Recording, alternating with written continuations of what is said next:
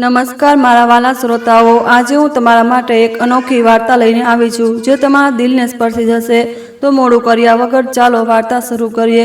નસીબ ક્યારે પલટાઈ જાય તે કોઈ નથી જાણતું। મુનિયા નામની એક છોકરી હતી જે તેના પિતા અને સાવકી માતા કલાવતી સાથે ગામમાં રહેતી હતી। મુનિયા અત્યંત સાધારણ જીવન જીવી રહી હતી, પરંતુ તેની સુંદરતા લાજવાબ હતી। ગોરી ત્વચા અને નાજુક નયનનકશ ધરાવતી મુનિયા માત્ર 5મા ધોરણ સુધી જ ભણી શકી હતી, કારણ કે તેની સાવકી માતાએ તેનો અભ્યાસ છોડાવી દીધો હતો। કલાવતીનો તર્ક હતો કે જ્યારે આગળ જઈને નોકરી જ નથી કરવાની તો ભણતર પાછળ પૈસા શા માટે બગાડવા। આ કારણે માત્ર 10 વર્ષની ઉંમરે મુનિયાને ઘરકામમાં લગાડી દેવામાં આવી। મુનિયા કોઈ પણ સવાલ કર્યા વગર દરેક વાત માનતી હતી અને ઘરના તમામ કામ સંભાળવાની સાથે પોતાના સાવકા ભાઈ બહેનોની દેખભાળ પણ કરતી હતી। આટલી નાની ઉંમરે જ તેણે મોટી સમજદારી બતાવવાનું શરૂ કરી દીધું હતું। એક દિવસ અચાનક ગામના જમીનદાર અને સરપંચ સુમેરસિંહ મુનિયાના ઘરે આવ્યા। તે સમયે મુનિયા રસોડામાં વાસણ ઘસી રહી હતી। કલાવતીએ જ્યારે સુમેરસિંહને જોયા ત્યારે તે બોલી કે અમે તમને નથી ઓળખતા, તમે કોણ છો? સુમેરસિંહે પોતાના ગંભીર અવાજમાં કહ્યું કે હું બાજુના ગામનો મુખિયા છું। આ છોકરી જે વાસણ ઘસી રહી છે, શું તે તમારી દીકરી છે? કલાવતીએ જવાબ આપ્યો કે હા, આ મારી દીકરી છે। કહો, શું કહેવા માંગો છો? સુમેરસિંહે કહ્યું કે અમે અમારા દીકરા અમરસિંહના લગ્ન તમારી દીકરી સાથે કરાવવા માંગીએ છીએ અને તેના બદલામાં તમને 1 લાખ રૂપિયા આપીશું। શું તમને આ મંજૂર છે? કલાવતીએ થોડી ક્ષણો માટે વિચાર્યું। તેણે ક્યારેય સપનામાં પણ નહોતું વિચાર્યું કે મુનિયાને કારણે આટલી મોટી તક મળશે। તે પોતાના ઘાસના બનેલા ઘરને જોઈ રહી હતી અને બોલી કે જુઓ જી, મારે 1 લાખ રૂપિયા જોઈએ। આટલી સુંદર અને સીધી છોકરી તમને આખા ગામમાં ક્યાંય નહીં મળે। સુમેરસિંહે તરત જ કહ્યું કે મને મંજૂર છે, પણ એક શરત છે કે આજથી આ છોકરી ઘરનું કોઈ કામ નહીં કરે અને બહાર પણ નહીં નીકળે। અમે નથી ઈચ્છતા કે અમારી વહુ પર કોઈ અન્ય માણસની નજર પડે। 1 અઠવાડિયામાં લગ્ન થશે। તમે પૈસા અને તૈયારીની ચિંતા ના કરતા, બધી વ્યવસ્થા અમે કરી લઈશું। કલાવતીએ ખુશીથી કહ્યું કે જી, જેવું તમે કહો, પણ અમને અમારા પૈસા મળી જશે ને? સુમેરસિંહ બોલ્યા કે મારા વેણ પથ્થરની લકીર છે, લગ્નના 1 દિવસ પહેલા તમને બધા પૈસા મળી જશે। કલાવતીએ કહ્યું તો પછી આ સંબંધ પાકો સમજો। આજથી મુનિયા ઘરની બહાર નહીં જાય। સુમેરસિંહ મુસ્કુરાતા બોલ્યા કે તમે બહુ સમજદાર છો। કલાવતીએ પણ હસતા હસતા જવાબ આપ્યો કે ગરીબ છીએ સાહેબ, સમજદારી તો બતાવવી જ પડે। સુમેરસિંહ ત્યાંથી ચાલ્યા ગયા અને કલાવતીએ મુનિયાને બોલાવી તેણે કહ્યું કે મુનિયા, આજથી તું ઘરનું કોઈ કામ ના કરીશ, ચાલ મારી પાસે બેસ। મુનિયાને કંઈ સમજાયું નહીં કે અચાનક આ બદલાવ કેમ આવી રહ્યો છે, પરંતુ તે ચૂપચાપ હાથ ધોઈને તેની માતા પાસે ઊભી રહી ગઈ। કલાવતીએ કહ્યું કે તારા માટે એક બહુ મોટું માંગુ આવ્યું છે। પાડોશી ગામના મુખિયાએ તેમના દીકરા અમરસિંહ માટે તારો હાથ માંગ્યો છે। સાંભળ્યું છે કે તેમની પાસે ઘણી હવેલીઓ છે, ત્યાં તો નોકર ચાકર હશે, તારે કામ કરવાની જરૂર નહીં પડે, બસ અવાજ આપજે અને ખાવાનું હાજર થઈ જશે। મુનિયાએ પૂછ્યું કે પણ માં, તે લોકો અમારી સાથે લગ્ન કેમ કરવા માંગે છે? કલાવતી બોલી કે કેમ નહીં કરે, તારા જેવી સુંદર અને સમજદાર છોકરી તેમને ક્યાં મળશે? આ જ કારણથી તેઓ સંબંધ લઈને આવ્યા છે। 1 અઠવાડિયામાં તારા લગ્ન થશે અને બધો ખર્ચ પણ તે લોકો જ ઉઠાવશે। મુનિયાએ વાસણ ઘસવા પાછા જવાની કોશિશ કરી, પરંતુ કલાવતીએ તેને રોકી લીધી અને કહ્યું કે હવેથી કોઈ કામ નથી કરવાનું મુનિયા। મુનિયા દરવાજા પાસે ઊભી રહીને કંઈક જોઈ રહી હતી। ત્યારે જ કલાવતી તેની પાસે આવીને બોલી કે હવેથી બધું કામ અમે કરીશું, તું બસ આરામ કર। મુનિયા તો તેની બહેનપણી મંજૂરીને મળવા જવાની જ હતી, ત્યારે કલાવતીએ તેને રોકી લીધી અને કહ્યું કે હવે ઘરની બહાર જવાનું પણ બંધ, જેને મળવું હોય તેને ઘરે જ બોલાવી લઈશું। મુનિયાએ માથું હલાવ્યું અને ચૂપચાપ પોતાના રૂમમાં જઈને સૂઈ ગઈ। તેને સમજ નહોતું પડતું કે માં અચાનક આટલી ફિકરમંદ કેમ થઈ ગઈ છે। જે માં હંમેશા તેણે મેણા મારતી રહેતી હતી કે એક નાનકડું કામ કરવામાં પણ કેટલો સમય લગાડે છે, કદાચ હવે જ્યારે તે અહીંથી જવાની છે એટલા માટે માતાનું આ રીતે ધ્યાન રાખવું સ્વાભાવિક થઈ ગયું છે। આખરે માં તે માં હોય છે, ભલે ગમે તેવી હોય। વિચારોમાં ડૂબેલી મુનિયા રાત્રે 8 વાગ્યા સુધીમાં ઊંઘવાની કોશિશ કરી રહી હતી, ત્યારે જ તેના પિતા હર્યા થાકેલા હાર્યા ઘરે પાછા ફર્યા। કલાવતીએ તેના હાથ મોં ધોવડાવીને પાસે બેસાડતા કહ્યું કે તમને એક ખુશખબરી સંભળાવવાની છે। હરિયાએ નવાઈ પામીને પૂછ્યું કે કેવી ખુશખબરી? કલાવતીએ મુસ્કુરાતા જવાબ આપ્યો કે જુઓ, મુનિયાનો સંબંધ નક્કી થઈ ગયો છે પાડોશના મુખિયા સુમેરસિંહના દીકરા સાથે। હરિયા ચોંકી ગયા અને બોલ્યા કે આટલા મોટા માણસનો આપણા ગરીબ ઘર સાથે સંબંધ કેમ? કલાવતીએ કહ્યું કે તમે તો દરેક વાતમાં વાંધા વચકા કાઢવા લાગો છો। એમ વિચારો કે આપણી મુનિયા ત્યાં રાણી બનીને રહેશે, તેઓ આપણા બધા ખર્ચ ઉઠાવશે અને ઉપરથી 1 લાખ રૂપિયા પણ આપશે। હરિયા વિચારમાં પડી ગયા અને બોલ્યા કે નક્કી છોકરામાં કોઈ ખામી હશે, નહીં તો તેઓ આપણને આટલા પૈસા કેમ આપી રહ્યા છે? આવો સંબંધ ના કરાય. હું મારી દીકરીને જાણી જોઈને કૂવામાં નથી ધકેલી શકતો. કલાવતીએ ગુસ્સામાં આંખો કાઢતા કહ્યું કે તમે ચૂપ જ રહો. વર્ષોથી એક મોંઘી સાડી પણ નથી અપાવી શક્યા અને વાતો કરો છો જાણે ક્યાંયના રાજા હોવ. આપણી મુનિયાનો આટલો સારો સંબંધ મળી રહ્યો છે અને તમને ચેન નથી આવતું. જો તમને કોઈ તકલીફ હોય તો અમે એકલા જ બધું સંભાળી લઈશું. હરિયાએ ઉદાસ થઈને કહ્યું કે જેવું તને યોગ્ય લાગે તેવું કર. પછી તેઓ જમીને બહાર આંગણામાં સૂવા ચાલ્યા ગયા, પણ તેમની ઊંઘ નહોતી આવી રહી. ચિંતા તેમના દિલમાં ઊંડે સુધી બેસી ગઈ હતી. આકાશ તરફ જોતા હરિયા બબડ્યા કે ભગવાન, અમને માફ કરજો. ગાયત્રી, મુનિયાનો યોગ્ય રીતે ખ્યાલ ના રાખી શક્યો. તારા ગયા પછી અમે અને મુનિયા બહુ એકલા થઈ ગયા હતા. 2 વર્ષની બાળકીને સંભાળવી અને ખેતરનું કામ કરવું સહેલું નહોતું. એટલે મેં તારી નાની બહેન સાથે લગ્ન કરી લીધા. પણ મને ખબર નહોતી કે માસી ક્યારેય માં નથી બની શકતી. હવે અમે ફક્ત ભગવાનને પ્રાર્થના કરી શકીએ છીએ કે અમારી દીકરીની રક્ષા કરજો. આજ મથામણમાં તેમની આંખો બંધ થવા લાગી હતી કે અચાનક તેમને કોઈએ ચાદર ઓઢાડી. હરિયા બહળબડાઈને જાગ્યા અને જોયું તો મુનિયા મુસ્કુરાતા બોલી કે હજુ સુધી જાગો છો બાપુ? હરિયા બેઠા થયા અને મુનિયાને પાસે બેસાડીને બોલ્યા કે તું પણ જાગે છે બેટા? શું વાત છે, ઊંઘ નથી આવી? મુનિયા બોલી કે આજે માએ કોઈ કામ નથી કરવા દીધું એટલે થાક નથી લાગ્યો અને ઊંઘ પણ નથી આવી. હરિયાએ પૂછ્યું કે તું આ સંબંધથી ખુશ છે ને? મુનિયા બોલી કે તમે ખુશ છો તો અમે પણ ખુશ છીએ બાપુ. હરિયાએ તેના માથા પર વહાલથી હાથ ફેરવ્યો અને કહ્યું કે મારી લાડલી બહુ સમજદાર થઈ ગઈ છે, હવે જઈને સૂઈ જા. મુનિયા તેના ભાઈ બહેનો પાસે જઈને સૂઈ ગઈ અને થોડી વારમાં તેને ઊંઘ આવી ગઈ. મુનિયાના ઘરની બહાર 2 આલીશાન ગાડીઓ આવીને ઊભી રહી. એકમાંથી સુમેરસિંહની પત્ની વિમલા દેવી ઉતરી અને બીજી ગાડીમાંથી 4 નોકરો હાથમાં ભારે થાળ લઈને બહાર આવ્યા. વિમલાજીની ભારે મોંઘી સાડી અને માથાથી પગ સુધી સોનાના ઘરેણામાં તેઓ કોઈ રાણીથી ઓછા નહોતા લાગતા. તેમની ઉંમર લગભગ 35 વર્ષની હતી અને તેમનો ચહેરો એટલો ચમકદાર હતો કે યુવાન છોકરીઓ પણ તેમના સૌંદર્ય સામે ફીકી લાગે. તેમના ચહેરા પર એક આકર્ષિત સ્મિત હતું. જ્યારે તેણે મુનિયાના ઘરમાં પગ મૂક્યો, નોકરો પણ તેમની આજ્ઞાનું પાલન કરતા થાળ લઈને તેમની પાછળ ચાલવા લાગ્યા. જેવો વિમલાજીએ નોકરોને થાળ અંદર રાખવા નિર્દેશ આપ્યો ત્યારે જ મુનિયા બહાર આવી. મુનિયાને જોતા જ વિમલાજી સમજી ગયા કે આજ તેમની તનારી વહુ છે, કારણ કે સાધારણ કપડામાં પણ તેની સુંદરતા અલગ જ ખીલી રહી હતી. મુનિયાએ વિમલાજીને જોઈને થોડી સંકોચ અનુભવી, પણ જલ્દી જ પોતાને સંભાળીને તેમના પગે લાગવા ઝૂકી. વિમલાજીએ તેને તરત જ ઉઠાડી અને તેના કપાળ પર વહાલથી ચૂમી લેતા બોલ્યા કે તું જ મુનિયા છે ને? હંમેશા ખુશ રહે દીકરી. મુનિયાએ માથું હલાવીને હા પાડી. પછી વિમલાજીએ કહ્યું કે સુમેરસિંહની પત્ની છું? મુનિયાએ જવાબ આપ્યો કે હાજી, તે ઘરે નથી. મુનિયાએ તેની નાની બહેન મુન્નીને સુમેરસિંહને બોલાવવા મોકલી. વિમલાજી પોતે મુનિયા પાસે બેસી ગયા અને મુનિયાને પાસે બોલાવતા કહ્યું કે મને માં કહે દીકરી, માજી નહીં. પછી તેમણે ભાવુક થતાં કહ્યું કે મને હંમેશા એક દીકરીની ઈચ્છા હતી જે હવે તારા રૂપમાં પૂરી થઈ ગઈ છે, પણ તારા નસીબની વાત વિચારીને મારું દિલ દુખે છે. ભગવાન આવું નસીબ કોઈ દીકરીને ના આપે. આ કહેતા કહેતા વિમલાજીની આંખો ભરાઈ આવી, પણ તેમણે ધીરેથી પોતાના આંસુ લૂછી લીધા જેથી કોઈ જોઈ ના શકે. બીજી બાજુ પાડોશમાં કલાવતી પોતાની પ્રશંસાના પુલ બાંધી રહી હતી કે તેણે મુનિયા માટે કેટલું સારું ઘર અને વર પસંદ કર્યો છે. પાડોશની સ્ત્રીઓ તેમની પ્રશંસા કરતા થાકતી નહોતી, કારણ કે ગરીબ ઘરમાં અમીર ખાનદાનનો સંબંધ આવવો એ કોઈ નાની વાત નહોતી. પરંતુ તેમને એ ખબર નહોતી કે કલાવતીએ મુનિયાનો સોદો પૈસા માટે કર્યો હતો. કલાવતી એટલી લાલચુ હતી કે તે પૈસા માટે કોઈને પણ વેચી શકતી હતી. મુનિયા તો છતાંય તેની સાવકી દીકરી હતી. જેવી કલાવતીએ ગાડીનો અવાજ સાંભળ્યો તો તે ભાગતી અંદર આવી ગઈ. વિમલાજીના રાજસી પોશાક જોઈને તે સમજી ગઈ કે આ લોકો સુમેરસિંહના ઘરેથી જ આવ્યા છે. તેણે પોતાના ચહેરા પર બનાવટી સ્મિત લાવીને વિમલાજી સામે હાથ જોડી દીધા. વિમલાજી ખાટલા પરથી ઊભા થઈને કલાવતી પાસે આવ્યા અને તેનો હાથ પકડીને બોલ્યા કે તો તમે અમારા વેવાણ છો. આટલું કહીને તેમણે કલાવતીને ગળે લગાવી લીધી. કલાવતીએ વિમલાજીથી અલગ થતાં કહ્યું કે તમે તો એકદમ રાણી જેવા લાગો છો.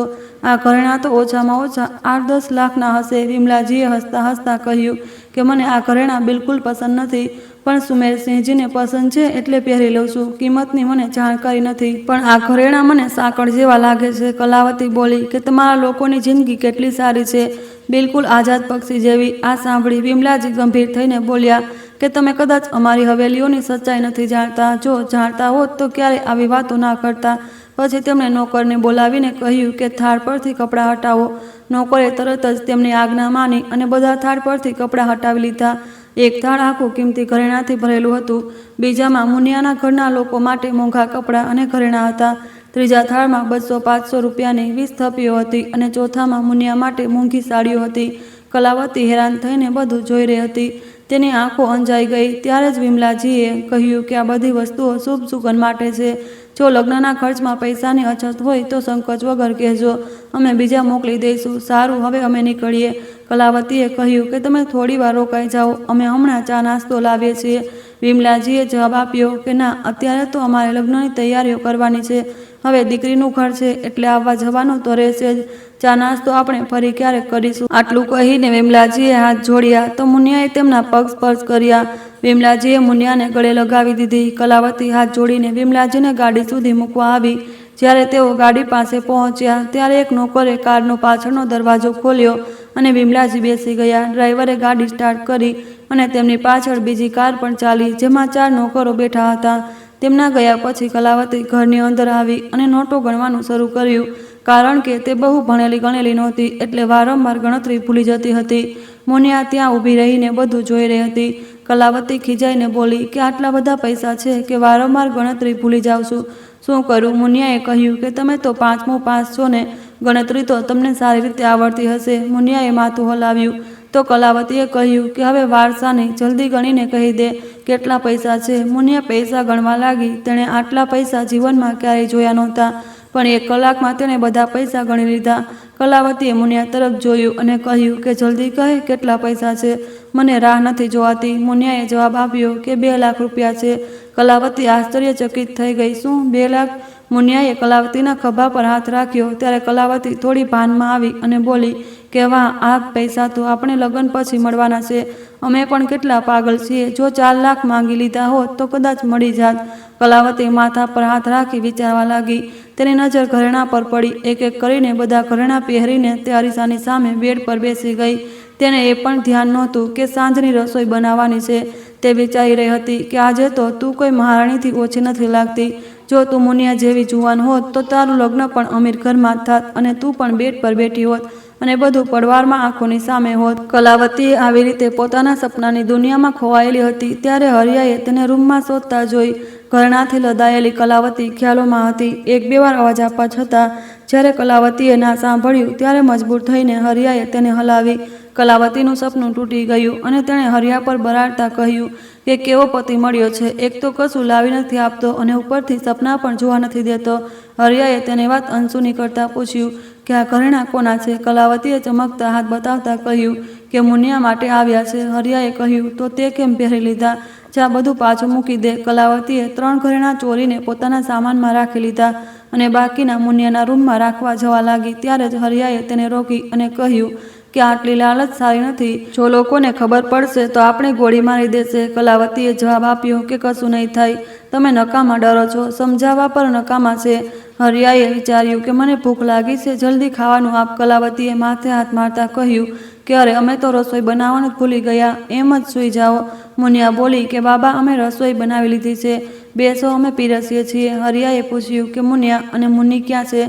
નાના બાળકો પણ દેખાતા નથી. મુનિયાએ મુસ્કુરાતા કહ્યું કે અમે બંનેને ખવડાવીને સુવડાવી દીધા છે. હરિયાએ મુનિયાના માથા પર હાથ રાખી કહ્યું જુગ જુગ જીવ મારી દીકરી. મુનિયાએ તેના પિતા હરિયાને જમવાનું આપીને તેની માતા કલાવતીને બોલાવી અને કહ્યું કે માં, જમવાનું બનાવી લીધું છે, ચાલો આપણે બંને પણ જમી લઈએ.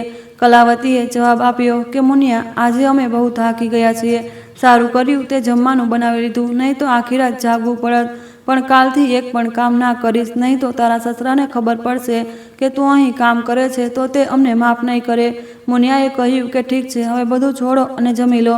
કલાવતી મુનિયા સાથે જમવા માટે રૂમની બહાર આવી ગઈ અને બધાએ ભોજનનો આનંદ લીધો. જમીને મુનિયાએ વાસણ સમેટી લીધા અને સૂવા ચાલી ગઈ. પણ તેની આંખોમાં આજે પણ ઊંઘ નહોતી. તેની જગ્યાએ જો બીજી કોઈ છોકરી હોત તો કદાચ ખુશીની મારી પાગલ થઈ જાત. પણ મુનિયા કંઈક અલગ હતી. તેને તેની સીધી સાદી જિંદગી ગમતી હતી. તેના મનમાં અનેક વિચારો ફરી રહ્યા હતા. શું તે એક સાધારણ ગામડાની છોકરી થઈને આટલા મોટા ઘરમાં જીવી શકશે? પણ પછી તેણે પોતાના દિલને એ વિચારીને આશ્વાસન આપ્યું કે તેની સાસુ તો બહુ જ સારા છે. જ્યારે તેમને તેને ગળે લગાવી હતી ત્યારે કેટલો અપનાપન અનુભવાયો હતો. તેઓ તો બધું શીખવાડી દેશે. બીજા દિવસથી લગ્નની તૈયારીઓ ધામધૂમથી શરૂ થઈ ગઈ. કલાવતીએ પોતાના હિસાબ કિતાબમાં ચાલાકીથી 500 રૂપિયા સુધી બચાવી લીધા. લગ્નના દિવસે સુમેરસિંહે બધી વ્યવસ્થા પોતે સંભાળી. જમવાથી માંડીને બાકીના કામો માટે માણસો લગાવી દીધા હતા. ગામની પાસેના મોટા મેદાનમાં મહેમાનો અને જાનૈયાઓ માટે ટેન્ટ લગાડવામાં આવ્યો હતો. ત્યાં જે વાનગીઓ બની રહી હતી તેની સુગંધ દૂર દૂર સુધી ફેલાઈ ગઈ હતી.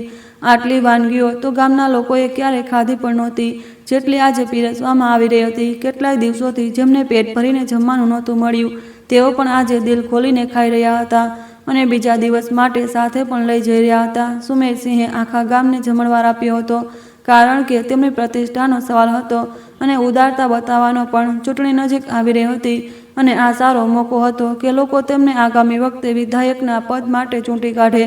ગામના તમામ લોકો સુમેરસિંહની ઉદારતાની પ્રશંસા કરતા થાકતા નહોતા. વળી ગામમાં ખબરો તો આગની જેમ ફેલાય છે. મોટા માણસો અવારનવાર ગરીબોને પોતાની તરફ ખેંચવા માટે રોટલીનો સહારો લેતા હોય છે. ગરીબો માટે દીકરી હોવી એ કોઈ શ્રાપથી ઓછું નથી હોતું. જેટલું કમાય છે તે રોજની જરૂરિયાતો પૂરી કરવામાં જ ખતમ થઈ જાય છે અને ઉપરથી દીકરીના દહેજનો બોજ આ ગળામાં ફસાયેલો એવો કાંટો છે જે જિંદગીભર ચેનથી જીવવા નથી દેતો. પરંતુ સુમેરસિંહે ના ફક્ત ગરીબ દીકરીને અપનાવી પણ લગ્નનો બધો ખર્ચ પણ પોતે ઉઠાવ્યો.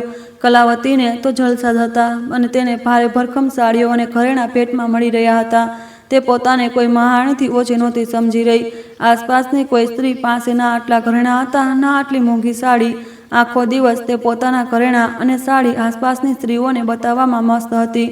અંદરથી બીજી સ્ત્રીઓને ઈર્ષા થઈ રહી હતી અને તેઓ બસ એ વિચારીને અફસોસ કરતી હતી કે કાશ તેમની દીકરી પણ મુનિયા જેવી સુંદર હોત તો આજે તેમના પણ ઘરે આ એક ઠાઠમાટ હોત.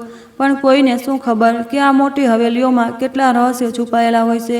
આ તો હવેલીની દિવાલો જ જાણે છે. કલાવતી જ્યારે બહુ ફરતા ફરતા થાકી જતી ત્યારે કમર પર હાથ રાખીને કહેતી કે બાપરે, લોકો સાચું કહે છે, દીકરીના લગ્નમાં બહુ દોડધામ કરવી પડે છે. સવારથી ચાલી ચાલીને થાકી ગઈ છું. કોઈ એક ગ્લાસ ઠંડુ શરબત તો પીવડાવો અને થોડી વારમાં કોઈ માણસ તેની સામે શરબત લઈને હાજર થઈ જતો. પાસે ઉભેલો હરિયા મનોમન કલાવતીને જોઈ કુંઠિત થતો પણ બિચારો કરી પણ શું શકતો હતો. મુનિયાને શણગારવા માટે શહેરથી બ્યુટી પાર્લર વાળીને બોલાવવામાં આવી હતી. આજે મુનિયા ઘરેણાંથી લદાયેલી કોઈ અપ્સરાથી ઓછી નહોતી લાગતી. તેનો ચણિયો સોનાના તારથી કંડારેલો હતો અને તેના વાળનો અંબોડો સજાવટથી ભરેલો હતો. તેના હાથની મહેંદીનો ઘેરો રંગ જોતા જ બધા કહેતા હતા કે મુનિયા બહુ ભાગ્યશાળી છે. જે છોકરીના હાથની મહેંદી ઘેરી હોય તેને પતિનો અપાર પ્રેમ મળે છે. હવે આ કહેવત સાચી પડશે કે જૂઠી તે તો સમય જ બતાવશે. અત્યારે તો કોઈએ વરરાજાને જોયા પણ નહોતા. બસ સાંભળ્યું હતું કે અમરસિંહ કોઈ રાજકુમારથી ઓછા નથી લાગતા. જાન સમયસર આવી અને તેમાં લગભગ 20-25 ગાડીઓ હતી. આટલા લોકો તો મુનિયાના આખા ગામમાં પણ નહોતા. વરરાજા ફૂલોથી સજાયેલી ઘોડી પર સવાર હતા. હાથમાં ખાનદાની તલવાર લીધેલી હતી. તેમની ઉંમર 32 વર્ષની હશે. ખડતલ શરીર પણ ઉંમરની લકીરો ચહેરા પર સાફ દેખાતી હતી. વરરાજાને ઘોડી પરથી ઉતારવામાં આવ્યા અને કલાવતીએ તેમની આરતી ઉતારી. જાનૈયાઓ ખાવાની મજા લેવામાં વ્યસ્ત થઈ ગયા. જ્યારે વરરાજાને મંડપમાં લઈ જવામાં આવ્યા જ્યાં મુનિયા ઘૂંઘટામાં બેઠી હતી. લગ્નની વિધિઓ શરૂ થઈ અને કલાવતીએ મુનિયાનું કન્યાદાન કર્યું. મુનિયા અને તેના પિતા બંને રડતા હતા. આખરે મુનિયાનું ભણતર પૂરું થઈ ગયું હતું પણ હરિયાને એ વાતનો સંતોષ હતો કે તેમની દીકરીને એક સારું ઘર પરિવાર મળી ગયું છે. આવું નસીબ તો દરેકનું હોતું નથી. બીજી બાજુ કલાવતી મનોમન પરેશાન હતી કારણ કે હવે તેને વધુ પૈસા પડાવવાનો મોકો નહીં મળે. લગ્ન પૂરા રીત રિવાજ સાથે પતી ગયા અને પછી વિદાયનો સમય આવ્યો. મુનિયા પોતાના સાસરે જતા પહેલા પોતાના પિતાને ગળે લાગીને ધ્રુસકે રડવા લાગી. ગામની સ્ત્રીઓ પણ તેની વિદાય પર આંસુ વહાવી રહી હતી અને દેખાડો કરવા માટે કલાવતી પણ નકલી આંસુ વહાવી રહી હતી. જ્યારે મુનિયાનો વારો આવ્યો કે તે તેના પિતાથી વિદાય લે ત્યારે તેના બાપુ હરિયાના ગળે વળગીને જોર જોરથી રડી પડી. હરિયાની આંખો પણ ભીની થઈ ગઈ હતી પણ તે પોતાની ભીની પલકોને બધાથી છુપાવવાની કોશિશ કરી રહ્યા હતા. બાપ દીકરી એકબીજાને છોડવાનું નામ જ નહોતા લેતા. ત્યારે સુમેરસિંહના ઘેઘરું અવાજે માહોલમાં ભંગ પાડ્યો. તેમણે કલાવતીને કહ્યું કે વહુને ગાડીમાં બેસાડો, અમને મોડું થઈ રહ્યું છે. કલાવતીએ મુનિયાને સમજાવી અને તેના પિતાથી અલગ કરી તેને કારમાં બેસાડી દીધી. કાર ચાલી નીકળી અને વિદાયના ડુસકા પાછળ છૂટી ગયા. લગભગ અડધા કલાક પછી વરરાજાની ગાડી હવેલીના વિશાળ ગેટની અંદર જઈને ઊભી રહી. હવેલીની અંદર વિમલાજી નોકરાણી કજરીને બોલ્યા કે જા આરતીની થાળી અને કંકુ પગલાનો થાળ લઈને આવ. કજરી અંદર જઈને થાળ લઈ આવી. વિમલાજીએ મુનિયાનો ઘૂમટો ઉઠાવી તેના કાન પાછળ કાજલનું ટપકું કર્યું અને પ્રેમથી કહ્યું કે બહુ સુંદર લાગે છે, બિલકુલ દેવી જેવી. ભગવાન તને હંમેશા ખુશ રાખે. કજરીએ આરતીનો થાળ આગળ વધારતા કહ્યું કે માલકન, બરાબર આરતી ઉતારજો નહીં તો વહુને નજર લાગી જશે. વિમલાજીએ તેને વળતા કહ્યું કે ચૂપ રહે, મારી વહુને કેમ ડરાવે છે? પણ દિલમાં તેઓ જાણતા હતા કે કચરી ખોટું નહોતી કહી રહી. વિમલાજીએ વહુ દીકરાની આરતી ઉતારી તિલક કર્યું અને મુનિયાને કહ્યું કે જમણા પગથી ચોખાના ભરેલા કળશને ઠોકર મારીને ઘરમાં પ્રવેશ કર. મુનિયાએ જેવી કળશને ઠોકર મારી અને પછી કંકુવાળા પગલાં પાડ્યા, તેની નજર ઘૂમટાની ઓથથી ઘરની અંદર પડતા માહોલ પર પડી. અમરસિંહ જે સીડીઓ તરફ વધી રહ્યો હતો તેણે છેડાછેડી છોડીને દૂર ફેંકી દીધી. તેના કઠોર અને રૂક્ષ સ્વભાવથી મુનિયા પહેલાથી જ ફફડી ગઈ હતી. સાસુએ સંભાળતા કહ્યું કે મારો દીકરો થોડો ગુસ્સોવાળો છે, પણ ધીરે ધીરે બધું ઠીક થઈ જશે. વિમલાજીએ મુનિયાને પ્રેમથી બેડ પર બેસાડી અને કહ્યું કે થોડો આરામ કરી લે દીકરી, હું તારા માટે જમવાનું મગાવું છું. મુનિયા આંખો બંધ કરીને સૂઈ ગઈ, પણ ગભરામણને લીધે તેને ઊંઘ નહોતી આવતી. અમરસિંહના કડક અવાજે તેને અંદર સુધી હચમચાવી દીધી હતી. તે વિચારી રહી હતી કે જે માણસના અવાજથી તે આટલી ડરી ગઈ છે તેની સાથે જિંદગી કેવી રીતે વીતશે. અનેક વિચારો વચ્ચે તેની આંખ મળી ગઈ. થોડીવાર પછી વિમલાજીએ વહાલથી તેને જગાડી. મુનિયા હડબડાઈને ચીસ પાડી ઉઠી. વિમલાજીએ પૂછ્યું કે શું થયું, બધું ઠીક તો છે ને? મુનિયાએ તેમનો અવાજ સાંભળ્યો તો તેનો ડર થોડો ઓછો થયો. વિમલાજીએ તેમનો ઘૂમટો હટાવી તેને પોતાની પાસે બેસાડી અને કહ્યું કે હું તને મારા હાથે જમાડીશ. પછી કજરીને બૂમ મારતા બોલ્યા કે જરા જમવાની થાળી લઈ આવ. કજરી થાળી લઈને આવી અને બોલી કે માલકન, સાચે જ વહુ તો હિરોઈન જેવી લાગે છે. વિમલાજી મુસ્કુરાતા બોલ્યા કે બહુ વાતો કરતા આવડી ગયું છે તને, હવે જા, અમને મા દીકરીને એકલા રહેવા દે. વિમલાજી જ્યારે કજરીના ગયા પછી પાછા આવ્યા ત્યારે તેમણે પ્રેમથી નાના કોળિયા બનાવી મુનિયાને જમાડવાનું શરૂ કર્યું. તેમના આ મમતા ભર્યા વ્યવહારને જોઈ મુનિયાની આંખો છલકાઈ આવી, પણ આ આંસુ ખુશીના હતા. બાળપણથી જેને મેણાં સાંભળ્યા હતા તેના માટે પહેલીવાર મા જેવો પ્રેમ અનુભવવો કંઈક અનમોલ હતું. અચાનક કજરી દોડતી આવી અને બોલી કે માલકન, મોટા માલિક તમને બોલાવે છે. વિમલાજીએ મુનિયાને છેલ્લો કોળિયો ખવડાવતા કહ્યું કે હું જાઉં છું દીકરી, પોતાનું ધ્યાન રાખજે. વિમલાજીના જતાં જ કજરી પાસે આવીને બોલી કે આ ઘરમાં માલકન જ એવા છે જેમનું દિલ સાચે જ મોટું છે. જ બાકી બધાથી હવે તારે તારી જાતને સંભાળતા શીખવું પડશે. મુનિયા થોડી નવાઈ પામી ને બોલી કે અમે તમારી વાત સમજ્યા નહીં. કજરીએ મુનિયાના માથા પર હાથ રાખતા કહ્યું કે બહુ જલ્દી જ સમજી જશો વહુ રાણી. મુનિયા કજરીની વાત પર પૂરી રીતે ના સમજી શકી, પણ તેની વાત સાંભળી થોડી બેચેન જરૂર થઈ ગઈ. થોડી જ વાર પછી વિમલાજી ફરીથી મુનિયા પાસે આવ્યા અને બોલ્યા કે ચાલ દીકરી, તને તૈયાર કરી દઉં, મોઢું જોવાની વિધિ શરૂ થવાની છે. મુનિયા ડરતા બોલી કે માજી, કજરી કહેતી હતી કે પોતાને અત્યારથી જ મજબૂત બનાવી લો, આનો શું મતલબ છે? વિમલાજીએ હસીને જવાબ આપ્યો કે તેની વાત છોડ, તે થોડી પાગલ છે. અત્યારે તો સાડી પહેરતા શીખ. આમ તો હું રોજ પહેરાવીશ, પણ ક્યારેક જો હું ના પહેરાવી શકું તો તારે જાતે જ પહેરવી પડશે. મુનિયાએ સંમતિમાં માથું હલાવ્યું. પછી વિમલાજીએ કહ્યું કે બેટા, મને માં કહીને બોલાવ, માજી નહીં. મુનિયાએ ખચકાતા એક બીજો સવાલ કર્યો કે તમારી જેમ વાત કરતા પણ શીખવાડી દેજો.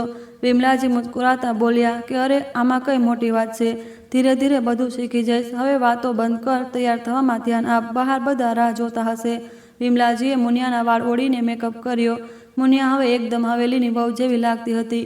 કપાળ પર મોટી બિંદી, સેંથામાં સિંદૂર અને કાનમાં મોટા મોટા ઝુમકા, ગળામાં ભારે હાર, મોતીની માળા, કમરમાં કંદોરો, હાથમાં સોનાના જાડા કડા અને પગમાં ભારે પાયલ. મુનિયા પોતાને અરીસામાં જોઈ ફૂલી નહોતી સમાતી. વિમલાજીએ ઘૂમટો કરતા કહ્યું કે ચાલ, હવે મોઢું જોવાની વિધિ કરવાની છે. તે મુનિયાને લઈને મોટા હોલમાં પહોંચ્યા જ્યાં બધા સંબંધીઓ બેઠા હતા. મુનિયાને સોફા પર બેસાડી વિધિ શરૂ કરવામાં આવી. દરેક સ્ત્રી મુનિયાનો ચહેરો જોઈ તેના વખાણ કરતી અને તેને ઘરેણા પૈસા આપતી જતી હતી. એક સ્ત્રીએ ઘરેણાની સાથે મુનિયાના હાથમાં છાનીમાની એક ચીઠી આપી અને ધીમેથી કાનમાં બોલી કે આ ચિઠ્ઠી તારા ભલા માટે છે, ધ્યાન રાખજે કોઈના હાથમાં ના આવે, નહીં તો આ લોકો મને મારી નાખશે. મુનિયા કંઈ સમજી શકે તે પહેલા તે સ્ત્રી ત્યાંથી જતી રહી. મુનિયાએ તરત જ ચિઠ્ઠી પોતાના બ્લાઉઝમાં છુપાવી દીધી. વિધિઓ પૂરી થતાં જ તેને ફૂલોથી સજાવેલા રૂમમાં લઈ જવામાં આવી. રૂમ રંગબેરંગી મીણબત્તીઓથી ઝગમગી રહ્યો હતો. મુનિયા પલંગ પર લપાઈને બેઠી હતી ત્યારે જ તેને પેલી સ્ત્રીએ આપેલી ચિઠ્ઠી યાદ આવી. તેણે જ્યારે ખાતરી કરી લીધી કે કોઈ તેને જોઈ નથી રહ્યું ત્યારે ચિઠ્ઠી કાઢી અને વાંચવા લાગી. ચિઠ્ઠીમાં લખ્યું હતું કે અહીંથી ભાગી જા, નહીં તો તારી પણ એવી જ હાલત થશે જે આ ઘરમાં આવનારી દરેક સ્ત્રીની થાય છે. આ લોકો રાક્ષસ છે, પોતાને બચાવ. હજુ તેણે ચિઠ્ઠી વાંચી હતી કે રૂમની બહાર કોઈના ડગલાનો અવાજ સંભળાયો. મુનિયાએ ડરીને ચિઠ્ઠી ફાડી નાખી અને બારીની બહાર ફેંકી દીધી. પછી ઘૂમટો નાખીને બેસી ગઈ. દરવાજો ખુલ્યો અને અંદર કોઈ આવ્યું. મુનિયાએ ઘૂંઘટમાંથી જોયું અને વિમલાજીને જોઈ રાહતનો શ્વાસ લીધો. વિમલાજી બેસીને તેની સાથે વાતો કરવા લાગ્યા, પણ મુનિયાનું ધ્યાન પેલી ચિઠ્ઠી પર જ હતું. તેણે વિચાર્યું કે વિમલાજીને બધું કહી દે, પણ પછી તેને ડર લાગ્યો કે જો તેને લીધે પેલી સ્ત્રીને કંઈ થઈ ગયું તો તે પોતાને ક્યારેય માફ નહીં કરી શકે. આંખ બંધ કરીને કોઈ પર ભરોસો કરવો મૂર્ખાઈ ગણાશે. આખરે તેની સાવકી માં પણ તો બધાની સામે સારા હોવાનો ઢોંગ કરતી હતી. વિમલાજી બોલ્યા કે શું વિચારે છે દીકરી? ઘરવાળાઓની યાદ આવે છે. વિમલાજીએ જોયું કે મુનિયા વિચાર મગ્ન થઈને બેઠી છે તો તેમણે તેની મનોદશા પારખતા પૂછ્યું. મુનિયાએ એક બહાનું બનાવી લીધું અને હા કહ્યું કે હા માં, બાપુની યાદ આવે છે. વિમલાજીએ કહ્યું કે જ્યારે હું અહીં પરણીને આવી હતી ત્યારે પિયર વગર મારું મન પણ નહોતું લાગતું. આટલી વિશાળ હવેલી અને રહેનારા બસ હું અને તમારા સસરા, તમારા પતિ ફક્ત આટલા જ હતા. બાકી બધા નોકર હતા. સમય પણ એવો લાગતો હતો કે કપાતો જ નહોતો. પછી એક નાનકડો જીવ મારી જિંદગીમાં આવ્યો અને મારા એકલપણાને પૂરી રીતે મિટાવી દીધો. આખો દિવસ તેની દેખભાળ અને તેને વહાલ કરવામાં પસાર થઈ જતો. તમારા પતિ મુનિયા મારા પોતાના દીકરા નથી. શું તું પણ અમારી માની જેમ તેમને આટલો પ્રેમ નથી કરતી? મુનિયાએ ભૂલથી એવું કંઈક કહી દીધું, પણ જ્યારે તેને સમજાવવામાં આવ્યું તો તેણે પોતાની વાત સુધારવાની કોશિશ કરી. વિમલાજી સમજી ગયા કે મુનિયાનો તાત્પર્ય હતો કે તેઓ તમારા દીકરા છે કે નહીં. વિમલાજીએ કહ્યું કે મારા દીકરા અહીંથી બહુ દૂર એક મોટા શહેરમાં રહે છે. અહીંના ભબકામાં તેમનો દમ ઘૂંટે છે એટલે તેઓ બહુ ઓછું આવે છે. મોટે ભાગે હું જ તેમને મળવા શહેર જાઉં છું. વિમલાજીની આંખો ભરાઈ આવી. જેને તેમણે મુનિયાથી છુપાવવાની કોશિશ કરી ત્યારે જ રૂમમાં અમરસિંહ, મુનિયાનો પતિ, આવ્યો. તેને જોઈને વિમલાજી ઊભા થવા લાગ્યા, પણ મુનિયાએ તેમનો હાથ પકડી લીધો. વિમલાજીએ પોતાનો હાથ છોડાવતા કહ્યું કે પોતાનું ધ્યાન રાખજે દીકરી, હવે હું જાઉં છું. આટલું કહીને વિમલાજી રૂમમાંથી ચાલ્યા ગયા. તેમના જતાં જ અમરસિંહે દરવાજો બંધ કરી લીધો અને મુનિયા તરફ વધવા લાગ્યો. મુનિયાએ શરમના માર્યા ગરદન ઝુકાવી લીધી. અમરસિંહે તેની સામે બેસી ગયો અને મુનિયાનો ઘૂમટો ઉઠાવી લીધો. મુનિયા ડરના માર્યા પોતાની આંખો બંધ કરેલી હતી. અમરસિંહે તેને હડપચી પકડી તેનું મોઢું પોતાની તરફ ફેરવ્યું. તેણે એટલા જોરથી પકડી રાખ્યું હતું કે મુનિયાને દુખતું હતું, પણ અમરસિંહ પર કોઈ ફરક નહોતો પડતો. તે બોલ્યો કે તું સાચે જ બહુ સુંદર છે. તું નકામો જ મારા બાપ પર ગુસ્સે થતો હતો. તારું નાજુક શરીર બહુ સારું છે. અમરસિંહે મુનિયાને જોઈ શેતાની હાસ્ય હસતા કહ્યું, જેનાથી મુનિયા વધુ ફફડી ગઈ. ત્યારે જ અમરસિંહે મુનિયાને બેડ પર ફેંકી દીધી. મુનિયા ચીસો પાડતી રહી, પણ અમરસિંહ તેની કોઈ અસર ના થઈ. મુનિયાની ચીસો હવેલીમાં ગુંજવા લાગી અને વિમલાજીની આંખોમાં આંસુની હેલી ચડી, જેનાથી તેમનું ઓશીકું પૂરી રીતે પલળી ગયું. વિમલાજીએ આખી રાત બેચેનીમાં જાગીને વિતાવી. બીજા દિવસે મુનિયા બેડ પર અધમુઈ હાલતમાં પડી હતી. તેના અને અમરસિંહના કપડા પર લોહીના ડાઘ હતા, જેને ગરદન પર જગ્યાએ જગ્યાએ લોહી નીકળતું હતું. આ સિવાય તેની ગરદન, હાથ અને પગ નીલા ડાઘા હતા. મુનિયાએ પોતાની જાતને કહ્યું કે સવાર થતાં જ જેવો સમય પણ મળશે વિમલાજીને કહીશ. વિમલાજીએ રૂમ તરફ દોડતા જોયું કે દરવાજો બહારથી બંધ હતો. તેમણે જલ્દીથી દરવાજો ખોલ્યો અને મુનિયા તરફ ઘસી આવ્યા. મુનિયાની હાલત જોઈ વિમલાજીએ ગભરાતા કહ્યું કે મુનિયા, મને માફ કરી દે. હું તારી માં તો ન બની શકી, પણ માનું કર્તવ્ય નિભાવવામાં અસફળ રહી. બધું જાણતા હોવા છતાં ચૂપ રહી. મુનિયા આ હાલતમાં કંઈ બોલવાની સ્થિતિમાં નહોતી. તેમણે કજરીને બોલાવી અને કજરી જલ્દીથી રૂમમાં આવી. દરવાજે હાથ બાંધીને ઊભી રહી ગઈ. વિમલાજીએ બરાડતા કહ્યું કે જલ્દીથી ગરમ પાણી અને એક કપડું લાવ અને સાથે જ મારા રૂમની અલમારીમાંથી સફેદ રંગનો ડબ્બો લાવ. કજરીએ થોડી વારમાં બધું લાવી રૂમમાં મૂકી દીધું. પછી વિમલાજીએ મુનિયાની હાલત જોઈ આંસુ વહાવતા કહ્યું કે શું હાલત બનાવી દીધી છે નાના માલિકે? વહુરાણીને આવી રીતે રાક્ષસની જેમ નોચે છે કે શું? પોતાની પત્નીને સાચે જ માણસની જેમ નથી સમજતા. જેમ રાક્ષસ પેટની આગ ઓલવે, નહીં તો ક્યારેને આ નોકરી છોડી દીધી હોત. વિમલાજીએ ગરમ પાણીમાં કપડું પલાળી મુનિયાના આખા શરીરનો શેક કર્યો અને પછી તેના ઘા પર દવા લગાવી તેણે ખોળામાં સુવડાવી. તેના વાળ પસરવા લાગ્યા. મુનિયાને થોડી રાહત મળી અને તે સૂઈ ગઈ.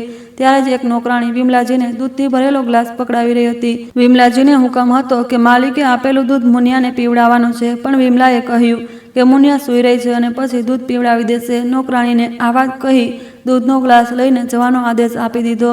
તે જ સમયે સુમેરસિંહ, જે બહાર ઊભા રહી બધું સાંભળતા હતા, રૂમમાં દાખલ થયા અને વિમલાજી પર તીખી નજર નાખતા બોલ્યા કે આ તારી હિંમત કેવી રીતે થઈ મને ના પાડવાની? મુનિયા અત્યારે જ દૂધ પીશે. તે મારા કામમાં દખલ કરી છે. જો ફરીથી આવું કર્યું તો અંજામ સમજી લેજે. વિમલાજી ગભરાઈને બોલ્યા કે મુનિયાની તબિયત ખરાબ છે. સુમેરસિંહે કઠોર અવાજમાં કહ્યું, તો હું શું કરું? જા અને દૂધ ગરમ કરીને લાવ અને તેને પીવડાવ.